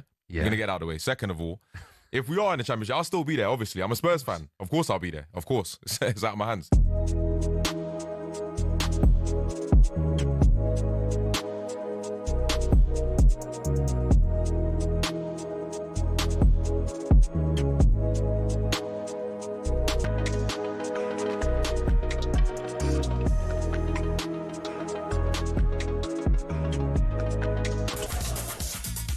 Yeah, a little bit of a break now in the world of F1 for a bit of tweaking. We'll be chatting to Piers Pryor, the former motor racing driver, a little bit later on. All the fallout from the Grand Prix at the weekend, and Max Verstappen hinting that he may pull away from the sport. That's all to come, but first, Will Hobbs has the sports headlines. talkSPORT Sports Update, powered by the Nissan van range. Scoring a winning hat-trick of performance, payload and price. Search Nissan vans or head to your local Nissan van centre. Thanks, Paul. Good afternoon. A 5-year deal to become the third highest paid manager in the Premier League, a hefty survival bonus and a clause that will drop his salary significantly if relegation does come. That's the deal we believe Roberto De Zerbi is close to signing, but is he the man to sort Spurs out? De Zerbi departs football clubs. It always seems to be by mutual consent, but I would suggest that people just get fed up with him, shuffle him out the door. So I'm quite happy to him to go to Spurs because I think that board deserves someone like that. That will give them probably a very difficult time. Spurs podcaster Flav Bateman suggests De Zerbi's appointment would neither encourage nor discourage the fan base, such as the peril of their position. It would be such a gamble to give it to Ryan Mason, or that's everyone's preference. Is find an interim manager so we can hire Pochettino after the World Cup. But it's just we're not getting the results that give us that luxury. Meanwhile, Thomas Tuchel has, in his words, set the narrative straight regarding the withdrawal of Declan Rice and Bukayo Saka from the England squad. If it would have been maybe a last game of the season, we would have kept them and tried everything. But in this moment of the season, it did not make sense. They were both in discomfort, clearly in discomfort, when we did the medical assessment. So it made absolutely no sense that they stay. Tuchel told us Saka played through pain in the League Cup final. Jude Bellingham is also not fit enough to face Japan. And Cardiff City's claim for more than £104 million in compensation following the death of footballer Emiliano Sala has been thrown out by a French judge. The 28-year-old striker and a pilot, David Ibbotson, died when their plane crashed into the English Channel in 2019. He was on his way to join Cardiff for £15 million. The club will now owe Nantes 400 grand in legal fees and moral damages. talkSPORT News. Radio presenter Scott Mills has been sacked by the BBC over allegations about his personal conduct, and the Prime Minister's holding talks with business leaders as fears about fuel shortages grow. More with Emma at past. talkSPORT weather with QuickFit. You can't trust the weather right now, but you can always trust Pirelli tyres. In stock now at your local centre. Visit quickfit.com and book today.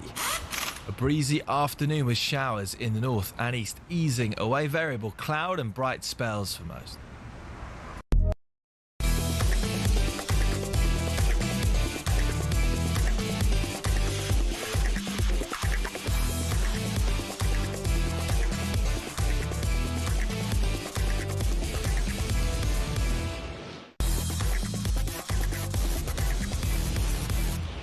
The talkSPORT 20k giveaway.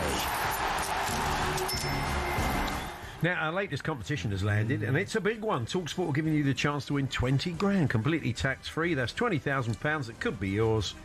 So don't miss your chance to win this life-changing amount of money. Listen up now for how to enter. Andy. For your chance to win, text WIN to 83338. Text costs £2.50 plus your standard network rate, or call 0343 418 7260. Lines close 9th of April 2026 at 4 p.m. That's when you'll need to answer your phone if it rings. 18 plus UK residents only. This is a network promotion. Full T's and C's at talksport.com. So for your chance to win, text WIN to 83338 right now. Well, now it's time for this. Paddy Power on talkSPORT. With Paddy's Super Sub, your new bet rolls over to the new player coming on. T's and C's and exclusions apply. 18 plus, begambleaware.org. Time now for our bet builder with our good friends at Paddy Power. We turn our attention to the game tomorrow evening between England and Japan. Can't wait.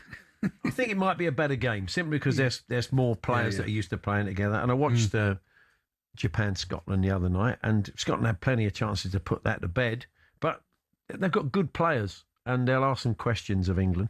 Anyway, let's have a chat with Fern Buckley, who's going to guide us through it. Hi, Fern. Hello, guys. I'm actually really looking forward to this match as well, you know. I think it will certainly be better than the other one. I love the optimism. Yeah, Andy's not sure. I'm not a fan. So just briefly explain how the bet builder works, Fern. Yeah, of course. We've made some picks across different markets, got them all together, got some overall value, and then Paddy Power have put £10 on it, hoping we get it right, because if we do, like every week, it's a charity bet and it helps out the Attitude Foundation. Excellent. All right. I've really stuck my neck out and kicked us off with Kane to score any time. Yes.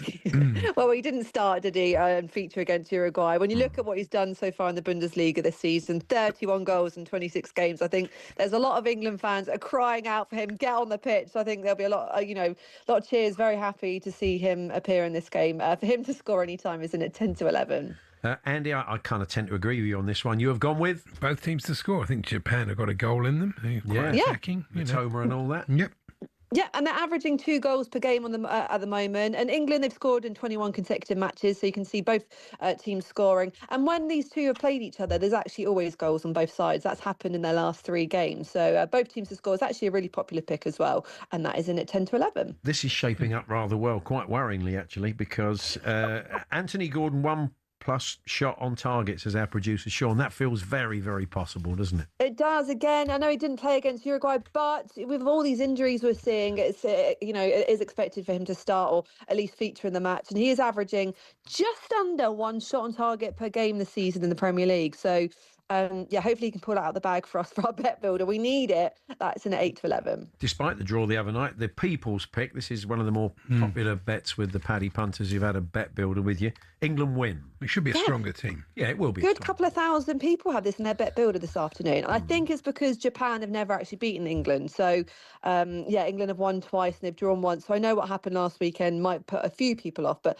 like I say, it is the popular pick. And an England win is in at 4 to 9. Now, you're hoping Harry Maguire gets another run out, which they've got a few injuries at the back. But you don't mean fifth choice, Harry Maguire? Well, fifth choice. That'll make him feel special. Fifth choice, Harry Maguire. I know he's listening to this right now and he's thinking, wow, I'm in the bet builder on talkSPORT. This is amazing stuff. Yeah. I've gone for Harry Maguire to commit 1 or more fouls if he starts. 13 fouls committed in 18 appearances in the Prem this season, but he's always getting in trouble somewhere or another, I think. So, I've chucked him in there, making him feel good maybe. That is down at 4 to 9. So if that all comes off, what are we looking at odds-wise?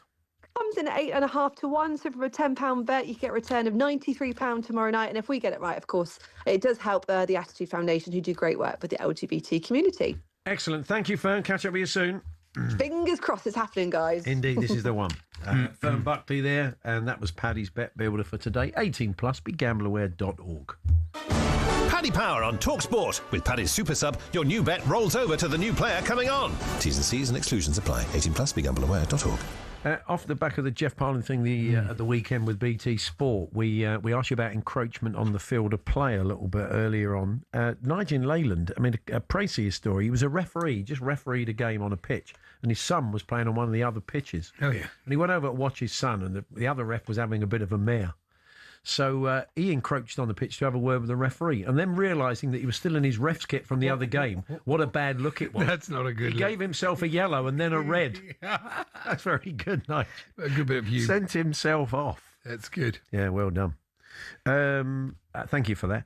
Keep them coming. TalkSport.com, text 81089, tweet TSH. Every Sunday morning at our local clay pigeon shooting club, says Tim, a whistle is blown which stops all shooting until ramblers pass safely.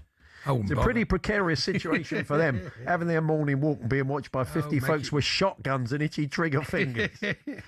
There we are, Tim, the West Ham fan from Sunderland. Right.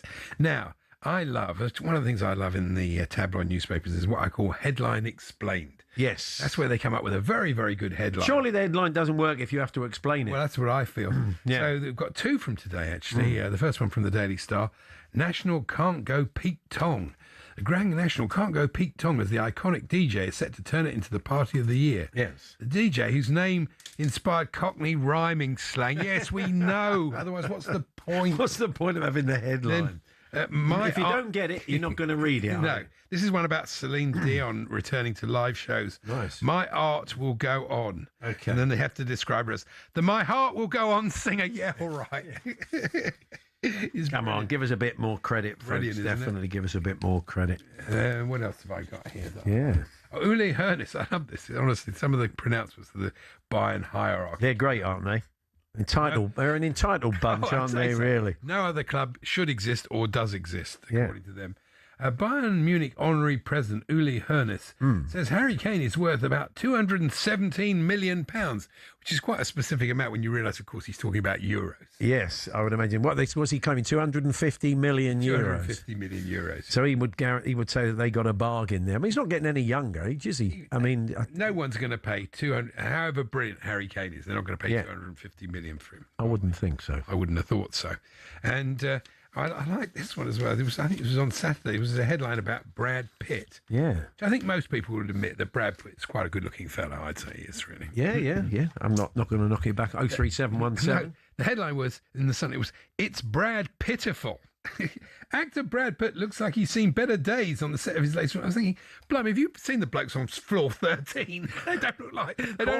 He's gone to war. They don't look like Brad Pitt. He's gone to war with floor 13. Well, I don't look like Brad Pitt, so I would never call him. I don't know. In profile a bit. Can you see any likeness? Yeah, Me and Brad? Not really, no. Cess. His brother Sess, you look a bit like him, don't you, really? Yeah, of course. That's right. Yeah, we've had quite a lot of deer encroachment. There's quite a few stories of that. Playing in Richmond Park, 2 rutting stags came onto the pitch. Really? Says Yeovil You don't Larry. want that. They've had a few of those, yeah. I was roughing a game. Where's that one? Was that the same?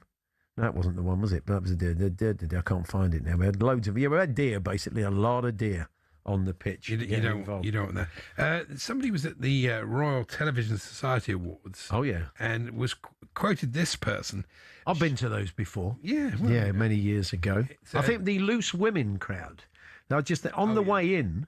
They were all the kind of loose women team. Living up to the... No, but on the way in, it was hello, and they were all very kind of stylish. And by the end of it, though, like a Hindu in Benidorm, they were quite spectacularly drunk. They were on the table next to us, so watch the deterioration was really the best thing about the evening as we lost. Anyway, this is somebody who works for Channel 4. Yeah. Her name is Hannah Cheers. Oh, okay. What do you say to her when you go out for a drink? Yeah, it's spelt the same way? Yeah. It's about like the TV programme, Cheers. What about that? And that's it.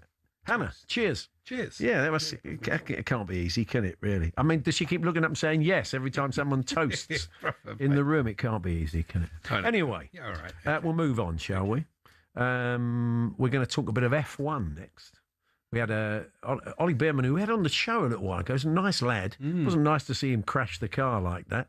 Yeah, he's all right, though. He looks like he's sort of banged his ankle. But to walk away, it's 191 mile an hour crash, and he's like wandered off with a slight limp, which tells you a lot about the safety of the cars. But there are some concerns. The fact that the driver's warned about this is not... Yeah. So they, because of the Middle East races are called off for obvious reasons now, they have a little bit of time to take stock of what's happened so far. And then to hear Max Verstappen, who's clearly not enjoying himself in this new age of F1, talking about walking away from the sport. I mean, how damaging would that be? Piers Price, a former driver, he's going to join us for a chat, tell us what he made of that crash and where they go from here. And later on, we'll pop in on the England camp. Our own Faker others will be joining us. More tales of encroachment, if you've got them. talksport.com/H&J. Text to 81089. Tweet to TSH&J 03717 223344. Don't forget, at 4, Andy Goldstein and Darren Bent will be with you for Drive. We're here with Toolstation. Check out your wide range of garden power tools with brands such as Bosch and Ryobi. Next up, Toolstation.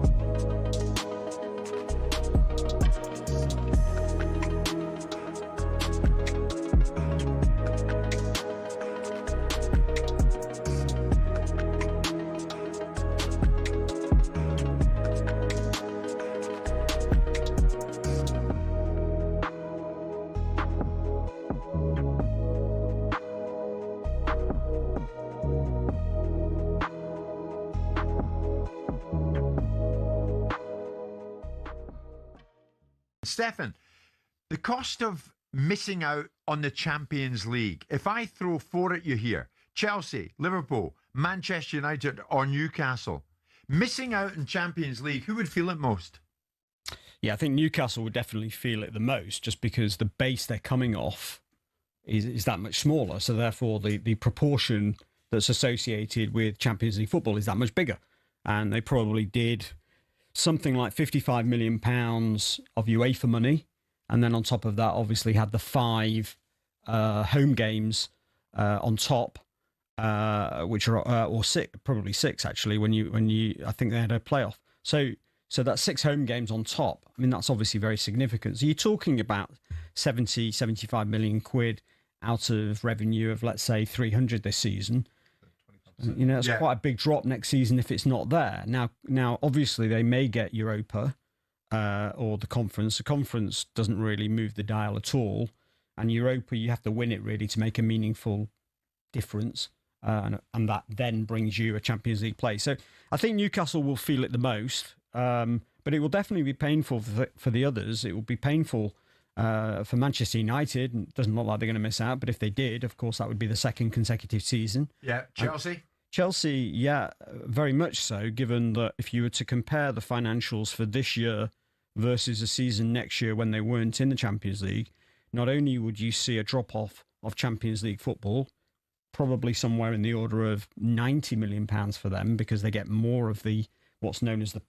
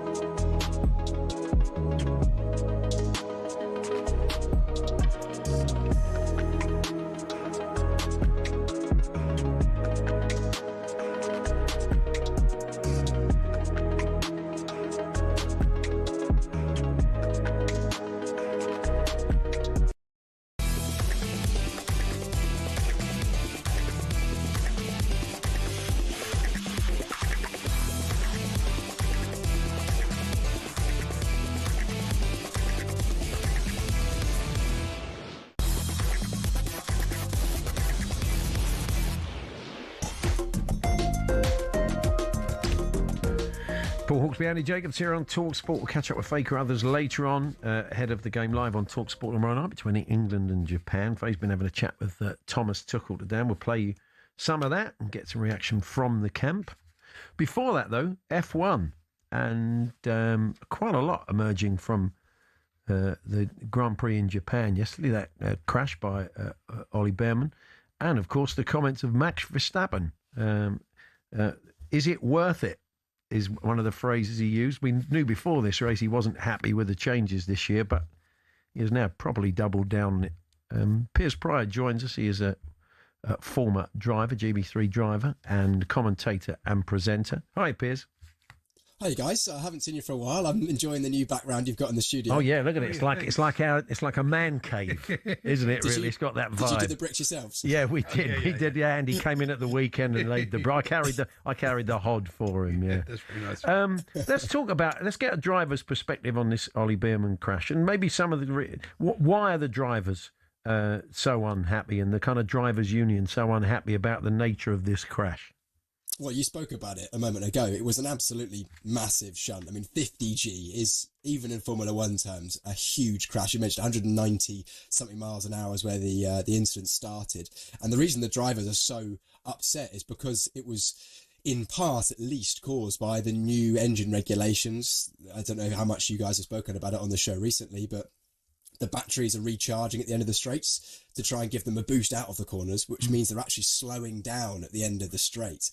But if you use your boost button and you maybe sacrifice a bit of that energy on the next straight, you can go faster. And that's basically caused a change of, or a very high closing speed. And then Colapinto just moved over to try and stop Behrman coming through. And the miscommunication meant Ollie Behrman onto the grass, out of control, huge crash. And you mentioned it, the reason why the drivers are so angry is because they've said to the FIA, and they've said since the start of the season, this is going to happen due to these regulations. So they've now got, because of this enforced break in races, they've got a little bit of time to look at this. So do you expect when they do come back, we'll be in a slightly different place? This will be tweaked. I expect there to be some tweaks. Whether it will completely remove this issue, I don't know, because it's somewhat kind of baked into the regulations with the engines as they are this year. The FIA released a statement saying they're going to be reviewing things, I think partially due to this accident, but partially due to a lot of the backlash from the public, the press, the media and the drivers. There was a slight change even this weekend in qualifying. They let them regenerate slightly less energy, which was a slight improvement in terms of how the qualifying was enjoyed by the drivers and how it looked, but the race wasn't changed. I think there will be changes, but then to a certain extent, it would then potentially benefit some teams more than others based on how they have built their engines based on the regulations as they were set at the start of the year. So if they change them now, that has ramifications in other ways. So unfortunately, it's not an ideal situation. And especially when, as we've seen this weekend, it can have disastrous consequences. Yeah. Do you like it in principle, the new rules? Was that a question? Yeah.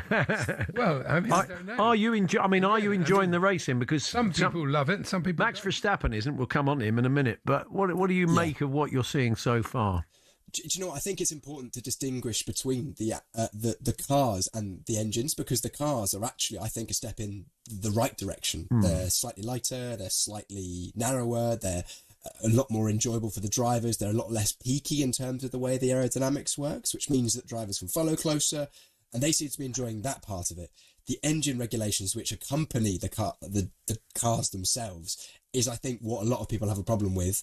And on face value, I don't have a problem with having more electrical energy as long as there's still an engine involved, but the implementation is that you've got these closing speeds, you've got drivers slowing down before the end of the straight, which seems counterintuitive to me as a person who's been involved in motorsport 2 decades. Your fastest point is at the end of the straight, right before you brake, but now it's halfway down the straight, which is just strange.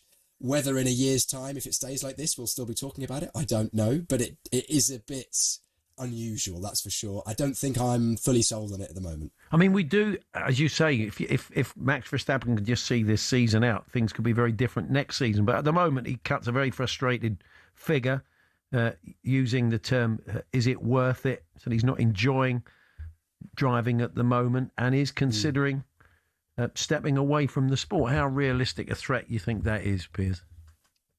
Do you know, I was talking with John Jackson from the On Track podcast this morning, which will be out later on this week.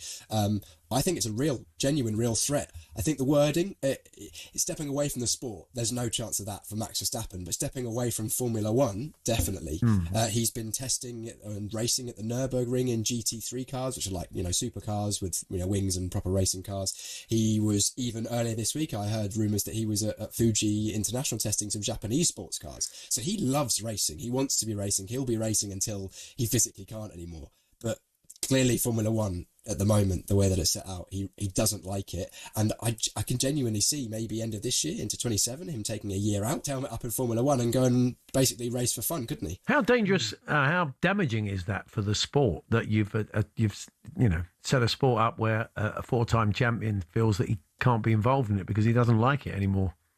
Yeah, I mean, I'm going to use an analogy here. I don't know much about football, but of course it would be damaging if you're one of the best players in the world, let's say like Mbappe or something, didn't like because they changed the rules of football. He said, no, I'm going to go and play futsal instead. Yeah, that would be massive, wouldn't it? This is effectively even bigger than that. Not our current world champion, but the most successful driver of recent years and arguably the best driver in the world with the most press attention, threatening to just not race. Massive, hugely damaging, and a real wake-up call for Formula One and the FIA. They'll be back in, say, Bahrain and Saudi cancelled, as we said, for obvious reasons. So they'll be back in Miami on the 1st of May. I mean, yeah, look, that is a long break, isn't it, for the F1 circus? Huge, actually, pretty much equivalent break to what they had between the last race of last season and the first test of this year. Wow. So it'll actually really help a few of the teams. Aston Martin, back of the field, barely, they finished their first race and only with one car at the third event of the season. Drivers like that and teams like that, Cadillac as well. This extended break in the middle of the season will give them a real chance to catch up. And I also can see the order changing a bit because teams can actually be a bit more risky, make some bigger wholesale changes to their setups of their cars, their engines and everything like that to come out stronger at the next event. So maybe things will look slightly different because the rate of development in a new rules as we have this year is hugely high. Now, talking of Verstappen, we're going to talk briefly about Christian Horner. There's some comments emerging today from Toto Wolff from Mercedes saying he thinks it would be difficult for the former Red Bull team principal Christian Horner to return to racing because his quote is broken quite a lot of glass, which I guess is the yeah. I mean, we kind of know what he means. I mean, look, with his experience and the success he had in the sport, but maybe the hint is that he comes with quite a lot of baggage. No doubt. There's definitely baggage there because, I mean, it's been well publicised. I don't know. I think we probably spoke about it at the time. There's so many allegations about things that went on behind the scenes. He's well known for being a vocal character. Him and Toto have famously gone head to head, both on circuit and in the press. And it would be difficult for him to come back. However, He's clearly very good at what he does, taking Red Bull Racing to a number of world drivers and teams championships.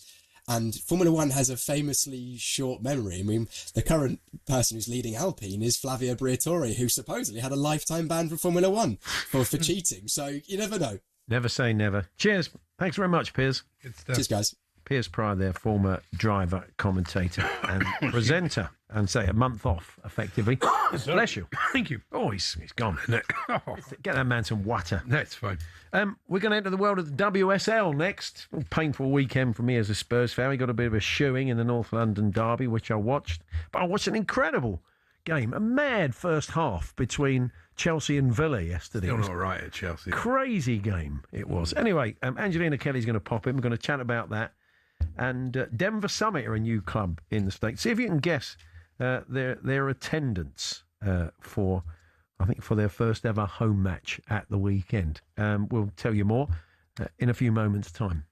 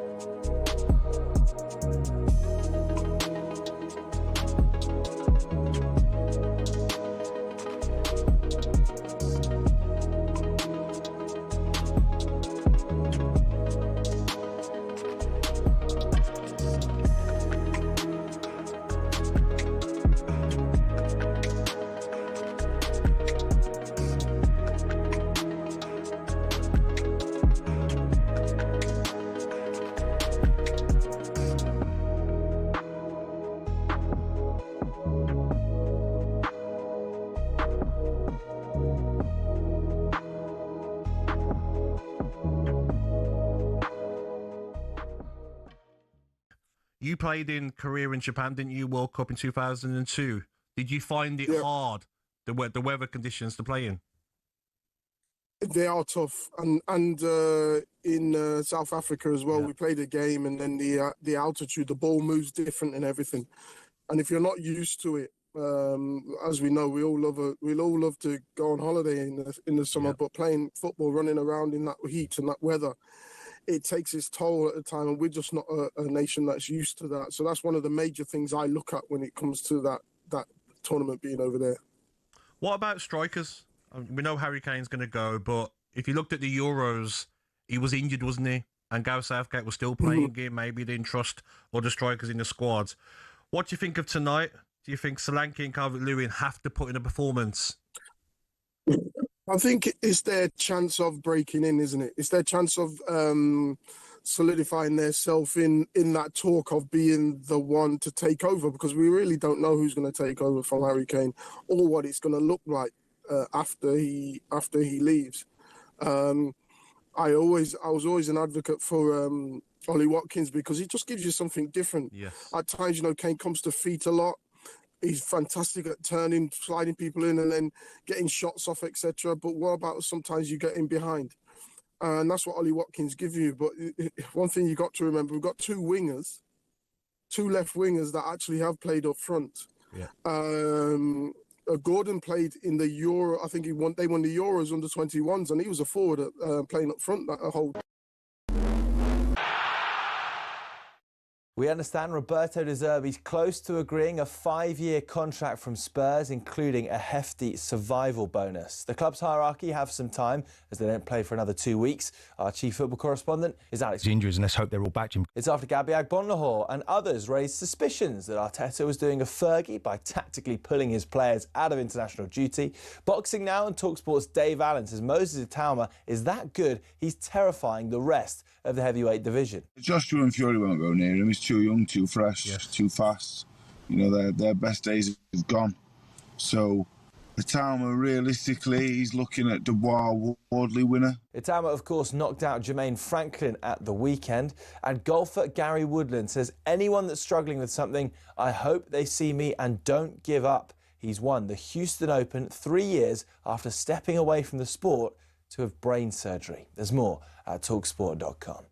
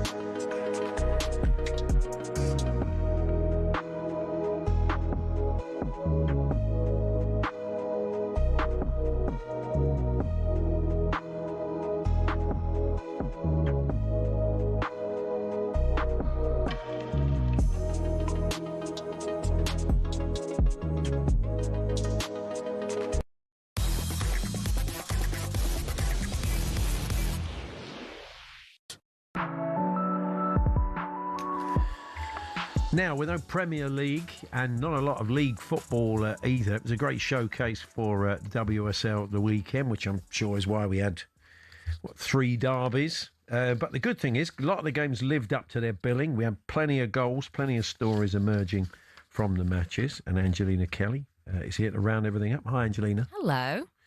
Maybe let's start with the Manchester derby. Yes. And a kind of bit of a shoeing for United, your lot. 3-0 City, and they're more or less... the coach thought they were the better team, though, is all. Yeah, they're more or less home and host City now. The title's kind of almost in their grasp, isn't it? Yeah, I mean, mathematically, it's not over the line yet, but they would have to have a massive drop off Manchester City. They need 2 more wins to confirm their first WSL title in a decade. Manchester United away at Old Trafford was their toughest game left in their run-in, but they absolutely dominated the game. They played exactly like champions. Viviana Miedema was brilliant. The second goal, she was completely unmarked. No communication between the Manchester United centre-backs there. And this is what happens when you have Miedema firing on all cylinders. She's managed to stay fit the majority of the season. And she's been absolutely brilliant. And it could have been more for City. They had a few other chances. They had a goal disallowed. And for Manchester United, I think it's a very tough week. They've got Bayern Munich in the second leg of the Champions League quarterfinals on Wednesday. They lost that game 3-2.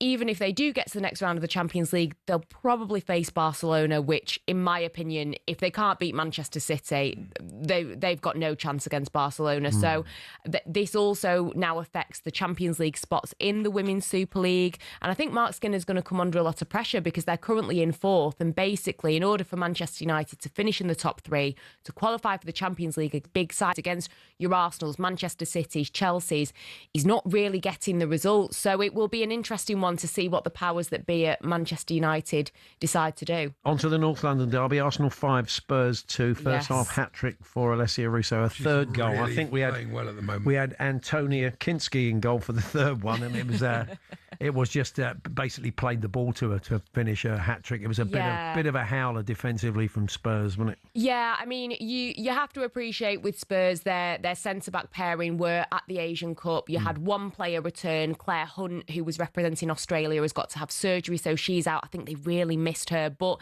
even still, making a mistake like that, the goalkeeper basically passing the ball straight to Russo and she just fires it into the back of the net. I was at the game for talkSPORT, and it just seems like Arsenal, it was the same last season. The turn of the year going into 2026, like with last year going into 2025, they just seem to up their ante. They seem to go into a higher gear. Alessia Russo, I mean, she proved why she came 3rd in the Ballon d'Or. She was absolutely brilliant. The second goal was a really good goal. Yeah. Really well-worked goal, wasn't it? Yeah, it was brilliant. And I just think you look at Arsenal now, 1 loss, 1 draw in all competitions since January, 12 wins. This was their 11th consecutive win. And when you look at the at the title race, they could mathematically still do it, but like I say, City would have to collapse. But they've got 2 games in hand as well. So for Chelsea and Manchester United, it's going to be tight for the top 3. I think with Spurs, I spoke to Martin Ho after the game, and he's obviously signed a long-term contract extension with Spurs. He seems very, very confident that in 6 months, 12 months, 18 months, we will see a different Tottenham side. There's still a lot of positives to take from this season, but they're not at that level really yet to be competing with a side like Arsenal. A couple of real ding-dong doos these were. I watched Chelsea Villa. The first half was just nuts. It was just like a basketball match. They were just going end-to-end and scoring goals. Yeah, it was absolutely insane. It was 3-3 at half-time. It was a very important win for Chelsea. I think that Aston Villa, they held Manchester City to a draw, Arsenal to a draw. They'll be feeling a little bit upset that they didn't manage to kind of hold out until the end. But for Chelsea, it's so important if they want to, like I say, be really competing. They are facing Arsenal in their quarter-final, second leg in the Champions League. They're 3-1 down to the Gunners. I think it's going to be a case of Alessia Russo versus Lauren James, because she, again, has arguably been carrying Chelsea at times. She's looked fantastic. That goal she scored last week was one of the best goals I've seen all season. One of the best goals ever, I think, wasn't it? Yeah. Brilliant goal. She's such a talent. And Sonia Bonpastor even said to me at the beginning of the season, she is arguably the best player that I've ever worked with. But shout out to Aston Villa's Kirsty Hansen, 12 goals this season. She's the second best after Bunny Shaw. So amazing from her this season to get all those goals. It's very interesting, though. I just want to make the point that I've seen people calling for Sonia Bompasta to go, Sonia out sort of idea. And you think, oh, you're just falling for the same thing that people fall for the men. It's not her fault. It's the people who run the club. It's people who've come in and run the women's side now and have done basically what they did to the men's team. Recruitment's going to be massive in the summer because you look at their bench against Aston Villa, it was not particularly strong. I know they've had some injury issues, but for all accounts, Sonia Bompastor seems to be doing the best that she can. They've won the League Cup. They're in the quarterfinals of the FA Cup. Sorry, Paul, they're playing Spurs. Spurs a week today, right? And they could still get to the semi-final of the Champions League. So I think the criticisms of Sonia Bompastor are a little bit early for me. She did go unbeaten last season and they won the domestic treble, so she got a bit of credit in the bank, I think. Now, another ding-dong was the Merseyside derby. I was keeping an eye on this yesterday, and Everton were playing well. Then Liverpool went 2-0 up, and Everton got back into the game. It finished 3-2 to Liverpool in the end, but it was, again, it was end-to-end. Yeah, I mean, Liverpool got their first away win this season. I mean, they didn't really have to travel too far for it, but still, they were in control in the first half, and props to Everton because they did try to fight back. I think they failed to register a single shot on target in the opening 45 minutes. They got 17 second half efforts. So fair enough to them. Obviously, Grace Fisk was shown a second yellow card. She was sent off for Liverpool. It was an interesting situation. There were Zara Kramzar for Everton. She shoved Fisk off the ball. She then retaliated and tripped her up and was sent off. But the result for Liverpool is massive because they are now 8 points clear, I think, separating them from Leicester in the relegation place. So it's almost a shame that the season's ending for them because they're just starting to find their groove. West Ham got a draw, and they're fighting relegation a bit. There, I saw the goal from Una Siren. It's like a volley from the edge of the box. That was the kind of main talking point of the game, really, wasn't it? Yeah, and it's a big point for West Ham. They haven't been at their best the majority of this season, but again, this point could be vital in separating them from Leicester City. They're now 4 points above them. For London City Lionesses, I mean, a team like West Ham you should be beating. I know that they've had all these new signings, but they've got some quality players. I've not been convinced with their new manager who came in during the winter break. Not the best from them. But regarding West Ham, very important point. They lost all 7 of their London derbies in the WSL before this one. So, good for them. Leicester are still bottom. They're 4 points adrift from West Ham. And say it could be double relegation. It's not going well for them. Brighton beat them 1-0. Didn't they? Yeah, 7th straight loss for them in the WSL. So for those that are unaware, the WSL 2, they will promote 2 teams, and then the bottom WSL team, which seems like Leicester at the moment, they will play in a promotion/relegation playoff against 3rd place in the WSL 2, which at the moment is Crystal Palace, who got relegated from the WSL last season. Right. So be interesting to see what happens there. But the manager did say, that there isn't a lack of effort from Leicester. They just cannot score goals. 9 goals in the entirety of the WSL season. So they are still a unit. They're still trying. But I think it's just, if you can't find the back of the net, then, you've not got much hope, have you? Finally, I saw Jackie Oatley, broadcaster, tweeting about this earlier on. This is Denver Summit FC. They're a new women's team in the National Women's Soccer League in the States. And this is the real build it and they will come. If they ask the question, is there an appetite for women's football in Denver? I think the answer is yes. Can you guess what their attendance was for their first home game? Oh. Are we thinking big? We are thinking big. He wouldn't have brought it up if it was. Yeah, I was going to say. If I was going to say 10, it would have been a bit bad. I don't know. Are we going over 50,000? Okay, you've gone 50,000. What are you going with, Andy? This is like guess the attendance. Yeah, it's guess get Justin the referee. 65,000. You weren't far off. Excuse me. I got quite emotional. 63,004. Wow. So that's their first home game. 63,000 people. Did they win? Did they win? Let's double check. I'm not quite sure whether they did.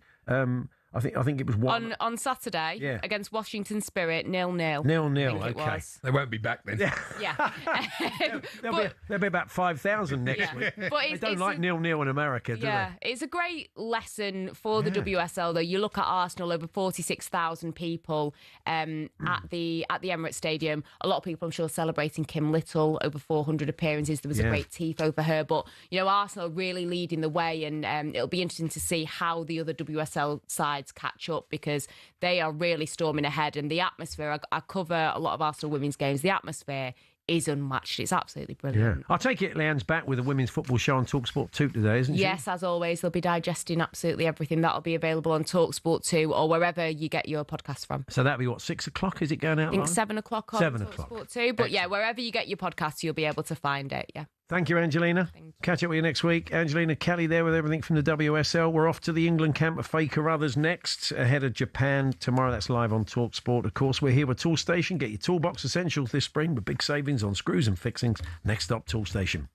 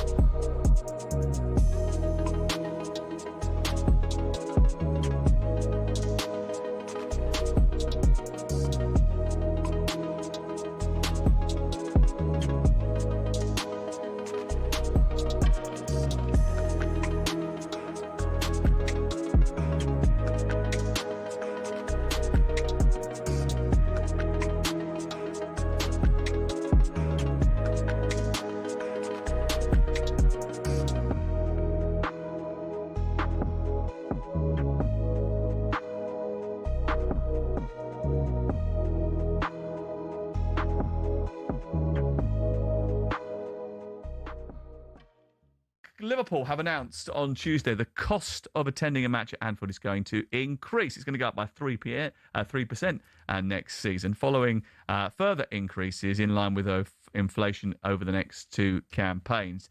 They've decided to do this despite consulting with the Liverpool FC Supporters Board, a decision which was firmly opposed by fan leaders. Liverpool have revealed that adult general admission tickets, which currently cost £39 to £61, are going to rise between about £1.25 and £1.75. Adult season tickets, priced at £713 to £904, will increase by £21 or £27. They say the cost of junior tickets and local general tickets available to those with a Liverpool postcode would remain frozen. Fenway Sports, though, the owners of Liverpool, have been in charge since 2010, haven't increased prices on the Kop since they took over in 2010. So I suppose the big question is why have they decided now to put up the prices, and why do they believe that they need to go up over the next 3 years in line with inflation? Maybe because they smashed the British transfer record not once but twice last summer. Someone's got to foot the bill for that. Maybe because there's a realistic possibility they miss out on Champions League football this season, the riches that come with that. Listen, I understand the fans' frustrations, and you don't want normal working class supporters to be priced out from watching their club.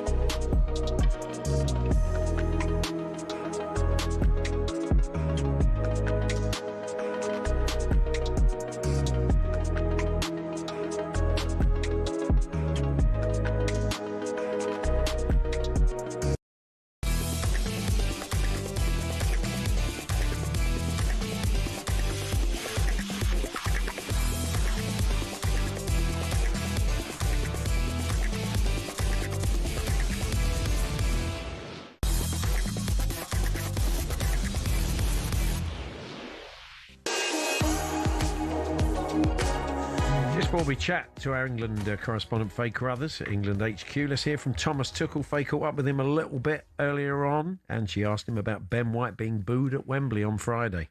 I was not even aware of it, so it could be not that bad because I didn't hear it. But obviously it's a big talking point, which is actually disappointing and makes me sad if a player scores for us and it is booed. I understood also that it happened before to other players, so hopefully we got it out of the system. I'm not happy about it. I was disappointed about it. Ben for sure as well. But the team at the moment and the team spirit is that good that they can, like, how would I call it, that they can cope with it. They can lift him up straight away. That's what they did, and he had good training sessions and is ready to go. Yeah, he was certainly front and centre of everything that happened, scoring the goal. Scored and gave away a penalty. Tremendous. Yeah, blimey.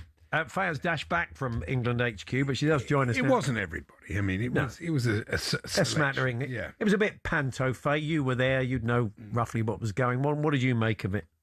Yeah, I mean, it was inevitable that some fans would probably do that. And as you say, as he came on, then when he scored, and then of course the penalty that he conceded in the 93rd minute that was then scored in the 94th.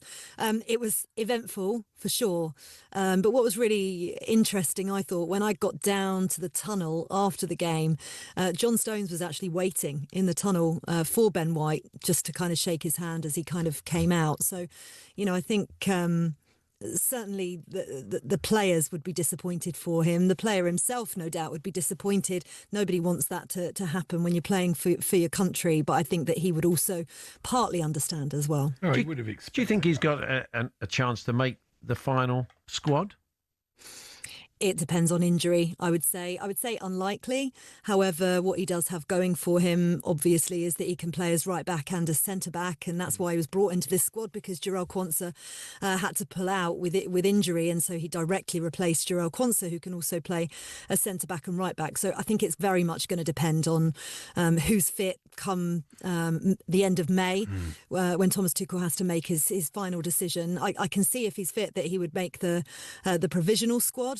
If need be, but there are still players to come back in, notably Reece James at right back, obviously, and players that are ahead of him in terms of his position additionally. But, Thomas Tuchel was also asked about the availability of John Stones, because he's had to go back to Manchester City for assessment after picking up a bit of an injury, and he wasn't fully fit anyway when he was called up to the squad, but picking that up in training, and it's been a bit of a stop-start season for him additionally. But Thomas was talking about how integral John Stones is, not just as a player on the pitch and in that position, as a leader on and off it as well, and his personality and character, but he can only take fit players, so everybody's keeping their fingers crossed that John Stones will be fit come May and can go out to the World Cup, because he's arguably one of our most important players. But I think a lot is going to depend on injuries in order for Ben White to make the squad. Yeah, it was a terrible game on Friday. There's no point pretending it wasn't. It was incredibly boring. But